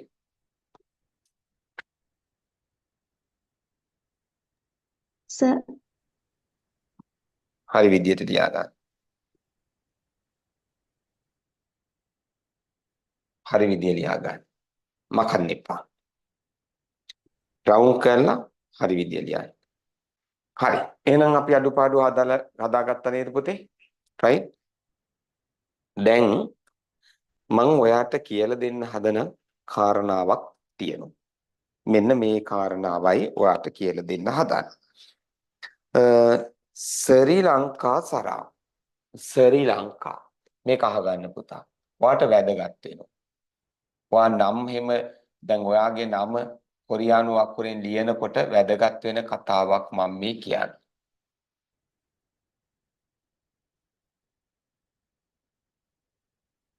ශ්‍රී ලංකා. ශ්‍රී ලංකා. මොකද්ද මේ ශ්‍රී ලංකා කියන්නේ? මෙන්න මේ වචනේ. මොකද්ද පුතේ? ශ්‍රී ලංකා කියන වචනේ තමයි ශ්‍රී ලංකා කියලා කියන්නේ. එතකොට මේ ශ්‍රී කියන්නේ මොකද්ද? ශ්‍රී කියන්නේ පුතේ මෙන්න මේ අකුර. ශ්‍රී කියන අකුර. ඇයි ශ්‍රී කියන අකුර ශ්‍රී කියලා කියන්නේ? ශ්‍රී කියන අකුර ඇයි ශ්‍රී කියලා කියන්නේ? අපි හෝඩිය ඉගෙනගෙන ඉවරයි. හෝඩිය ඉගෙනගෙන ඉවරයි. ඔයා හෝඩිය ඇතුලේ කොහේදී හෝ දැක්කද ශ්‍රී කියලා කියන්න පුළුවන් අකුරු? කොරියානු හෝඩියේ ශ්‍රී කියලා කියන්න පුළුවන් අකුර කොහේදී හරි දැක්කද? නෑනේ. එහෙම අකුරක් නෑ. නැත්තම් මොකෝ කරන්නේ ඉතින්? නැත්තම් ඉතින් නොකිය ඉන්නද? නැත්තම් නොලිය ඉන්නද? බෑනේ. ලියන්න එපා කොහොම හරි. ඉතින් ඒකට අදාළ අකුර නැති හන්දා එයා මොකෝ කරේ? ළඟින් යන්න ලිව්වා. ශ්‍රී කියලාම ලියන්න බෑ. ළඟින් යන්න ලිව්වා සරි. සරි කියලා. අන්න එහෙමයි උනේ. එතකොට අපිට මේකෙන් ගන්න කතාව තමයි මොකක්ද දන්නවද? ඔයාගේ නම ලියනකොට ඔයාගේ නමට ඕනම අකුර නැත්තම් අදාළම අකුර නැත්තම් මොකද කරන්නේ? ළඟින් යන අකුරක් ගන්න. ළඟින් යන. මේ බලන්න. ඔයාගේ නමේ තියෙනවා මේ අකුර. භාෂාවේ තියෙනවද? නැහැ. ඔයාගේ නමේ තියෙනවා මේ අකුර. භාෂාවේ තියෙනවද? නැහැ. එහෙනම් මේ දෙකටම ගන්න වෙන්නේ මෙන්න මේ අකුර. ඔයාගේ නමේ තියෙන මේ අකුරට ඒකට ගන්න වෙන්නේ ඕකම තමයි. එහෙනම් ඔය අකුරු තුනටම මේ අකුර තමයි ගන්න වෙන්නේ. ඔයාගේ නමේ තියෙනවා ටයන්න. තිබ්බද ටයන්න භාෂාවේ? නෑනේ. ඔයාගේ නමේ තියෙනවා දයන්න. තිබ්බද දයන්න භාෂාවේ? නෑනේ. එනම් මොකෝ කරන්නේ? ඒ අකුරම නැත්තම් මොකද කරන්නේ? ළඟින් යන්න ගමු. තයන්නට ළඟින් යනවා තයන්න මේක. දයන්නට ළඟින් යනවා දයන්නට ළඟින් යන්නේ දයන්න. ඉතින් දයන්න තියෙන්නේ තයන්නෙම තමයි නේ. එහෙනම් මේ අකුරු දෙකටම ගන්න වෙන්නේ පුතේ තයන්. ඔන්න ඔය වගේ. ඔයාගේ නමටම අදාළ අකුරු නැත්තම් පුතේ නමටම අදාළ අකුර නැත්තම් ළඟින් යන අකුරක් ගන්න. හරි. නමටම අදාළ අකුර නැත්තම් ළඟින් යන අකුරක් ගමු. පැහැදිලිද? හරි. ඔන්න එක කතාවක්. right. එතකොට නමට අදාළ අකුර නැති වෙනකොට ළඟින් යන විදිහට තමයි ලියන්නේ. එහෙනම් ශ්‍රී කියන එක තමයි ඔය සරි කියලා ලිව්වේ. ඊට පස්සේ ලා යන්න හරි බිඳුව හරි මෙන්න මේ කයන්න සිංහල අකුරේ කයන්න මොන අකුරක්ද? අල්ප ප්‍රාණද මහ ප්‍රාණද? ඒක පුතේ අල්ප ප්‍රාණ අකුරක්. හැබැයි මේ ලියලා තියෙන අකුර මොන අකුරද? මහ ප්‍රාණයි. ඒක මහ ප්‍රාණයි. ඉන්නේ ඒක මොකද්ද? ඒක තමයි උදාහරණයක් විදිහට මම මෙන්න මේකත් අරගෙනම කියලා දෙන්නම් පුතට. මෙන්න මේ වචනේත් ගන්න. මේ මොකද්ද? ජානක. ජානක. ලස්සන නම නේද පුතේ? නේ? ඒකනේ ලස්සන නම. ඇයි නාවේ? ලස්සනනේ. ඔකට කියන්නේ ඉරිසියාව කියලා. හරිද? රයිට්. හරි. මේ බලන්නකෝ. මේ නම අපි ලියමු අපි අකුරු දන්න විදිහට. හොඳයි. අපි අකුරු දන්න විදිහට ලියමු. ජයන්න. ජයන්න තියෙන්නේ අල් ජයන්නෙමනේ. මේ අල් ජයන්නම නේද අල් ජයන්නට ශබ්ද වෙන්නේ පුතේ. ඔව්. අල් ජයන්න ගත්තා. මොකද්ද අපි ගන්න ස්වරේ? මොකද්ද අපි ගන්න ස්වරේ? අපි දාමු ආස්වරයනේ. එතකොට ජා න අල් නයන්නට ස්වරය ගන්න. එතකොට න ක අල් කයන්නට ස්වරය දාන්න. එතකොට ක ජා න ක ජානක. ඉතින් මේ ශබ්දයේ හිම් පිටින්ම ඔහොම තියෙනවා. ඒ වුණාට ඔයා දන්නවද කොරියානු ජාතිකයා මගේ නම ලියන විදිය? මෙන්න මගේ නම ලියන විදිය.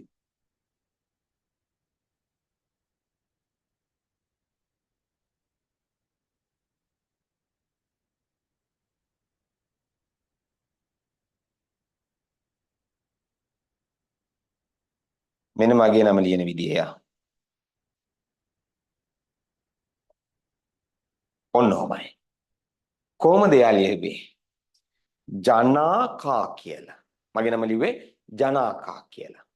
ඉතින් මං එයාගෙන් ඇහුවේ ඇයි එයා ඔහොම ලියන්නේ? මගේ නම ජනාකා නෙවෙයි. මගේ නම ජානක. ඇයි මේවා මෙහෙම ලියන්නේ? ඊට පස්සේ එයා මට කිව්වා මෙහෙම. ඔයාගේ නම අපේ භාෂාවේ වචනයක් නෙවෙයි. අපේ භාෂාවේ වචනයක් නෙවෙයි. අපේ භාෂාවට පිටින් එන වචන. අපේ භාෂාවට පිටින් එන වචන ලියනකොට පුතේ පුළුවන් තරම් මහ ප්‍රාණ අකුරු යොදා ගන්නවයි කිව්වා. බලන්නකෝ ඒක ඇත්තද කියලා. මේ බලන්න. ජයන්න ජානක කියලා කියනකොට ජයනු ශබ්දේ තියෙන්නේ අල් ඡයන්නේ. හැබැයි එයා ගන්නේ ඒකට මහ ප්‍රාණ ඡයන්න. හරිද? න කියලා ලියනකොට අල් නයන්න ගන්නවා. හැබැයි ඉතින් අල් මහ ප්‍රාණ අල් නයන්න කියලා එකක් නැහැ. ඉතින් ඒකම ගත්තා. ක කයන්න වෙනුවට එයා ගන්නේ මහ ප්‍රාණල් කයන්න. මහ ප්‍රාණල් කයන්නක් තියෙන හඳ ගත්තා. එහෙනම් මගේ නම ලියනකොටත් මහ ප්‍රාණ අකුරු දෙකක් භාවිතා කරලා තියෙනවා. ශ්‍රී ලංකා කියන එකෙත් බලමු. සරි කියලා ලියනකොට ආ සයන්න. මහ ප්‍රාණල් සයන්න නැහෙනේ. එහෙමම ගත්තා. අල්ලයන්නට මහ ප්‍රාණල් අයන්න ඒත් නැහැ. මේකටත් එහෙමයි. බිඳුවට මහ ප්‍රාණ බිඳුවක් ඒත් නැහැ. කයන්නට මහ ප්‍රාණ කයන්න ඔව් තියෙනවා. අන්න මහ ප්‍රාණ කයන්න ගත්තා. හරිනේ. එහෙනම් පුතා පුළුවන් තරම් එයා මේ වචන ලියනකොට මහ ප්‍රාණ අකුරු යොදා ගන්න. හරිද? දැන් ඔයාගේ නම කියන්නේ කොරියානු භාෂාවේ වචනයක්ද? නෑනේ. ඔයාගේ නමත් පිටින් එන නමක් නේද? විදේශීය භාෂාවක් නැත්නම් විදේශයකින් එන නමක් වෙනවා. එයාට. ඒතර විදේශයෙන් එන වචනයක් වෙනවා. භාෂාවට පිටින් එන වචනයක් වෙනවා. ඒ නිසා යා ඔයාගේ නම ලියනකොටත් පුළුවන් තරම් මහ ප්‍රාණ අකුරු යොදා ගනි. නිසා ඔයත් ඒ විදිහට ලියන්න ඉතින් නේද? එයා ලියන්නේ එහෙමනේ. right. ඊට පස්සේ තව කතාවක් කියනවා. මම ඇහුවා හරි. මම කිව්වා කමන්නේ ඔයා මහ ප්‍රාණ අකුරු යොදන්න. හැබැයි මගේ නම නාකා නෙවෙයි. නක ජානක ජානාකා නෙමෙයිනේ. ඒතර ඇයි ඔයා එහෙම ලිව්වේ? ඒතර එහමට කියනවා මෙන්න මෙහෙම.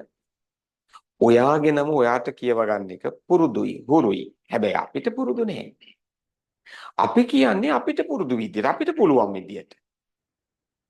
අන්න එතකොට යා පුතේ මෙන්න මේ ස්වරය යෙදෙන තැන්වල මොන ස්වරයද? කියන ස්වරයේ යෙදෙන තැන්වලදී එයා යොදා ගන්නවා ආස්වරය.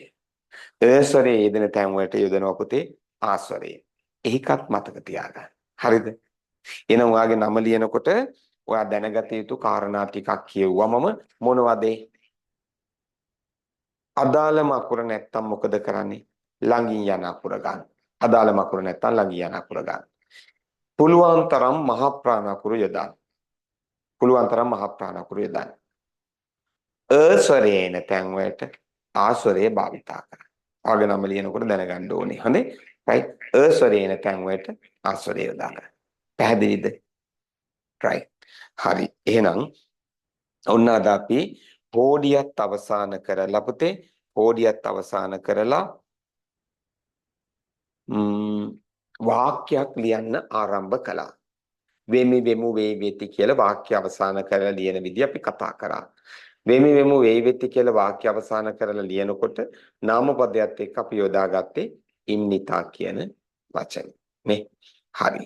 එහෙනම් අදට අපි ඔය විදිහට පාඩම නතර කරමු. right?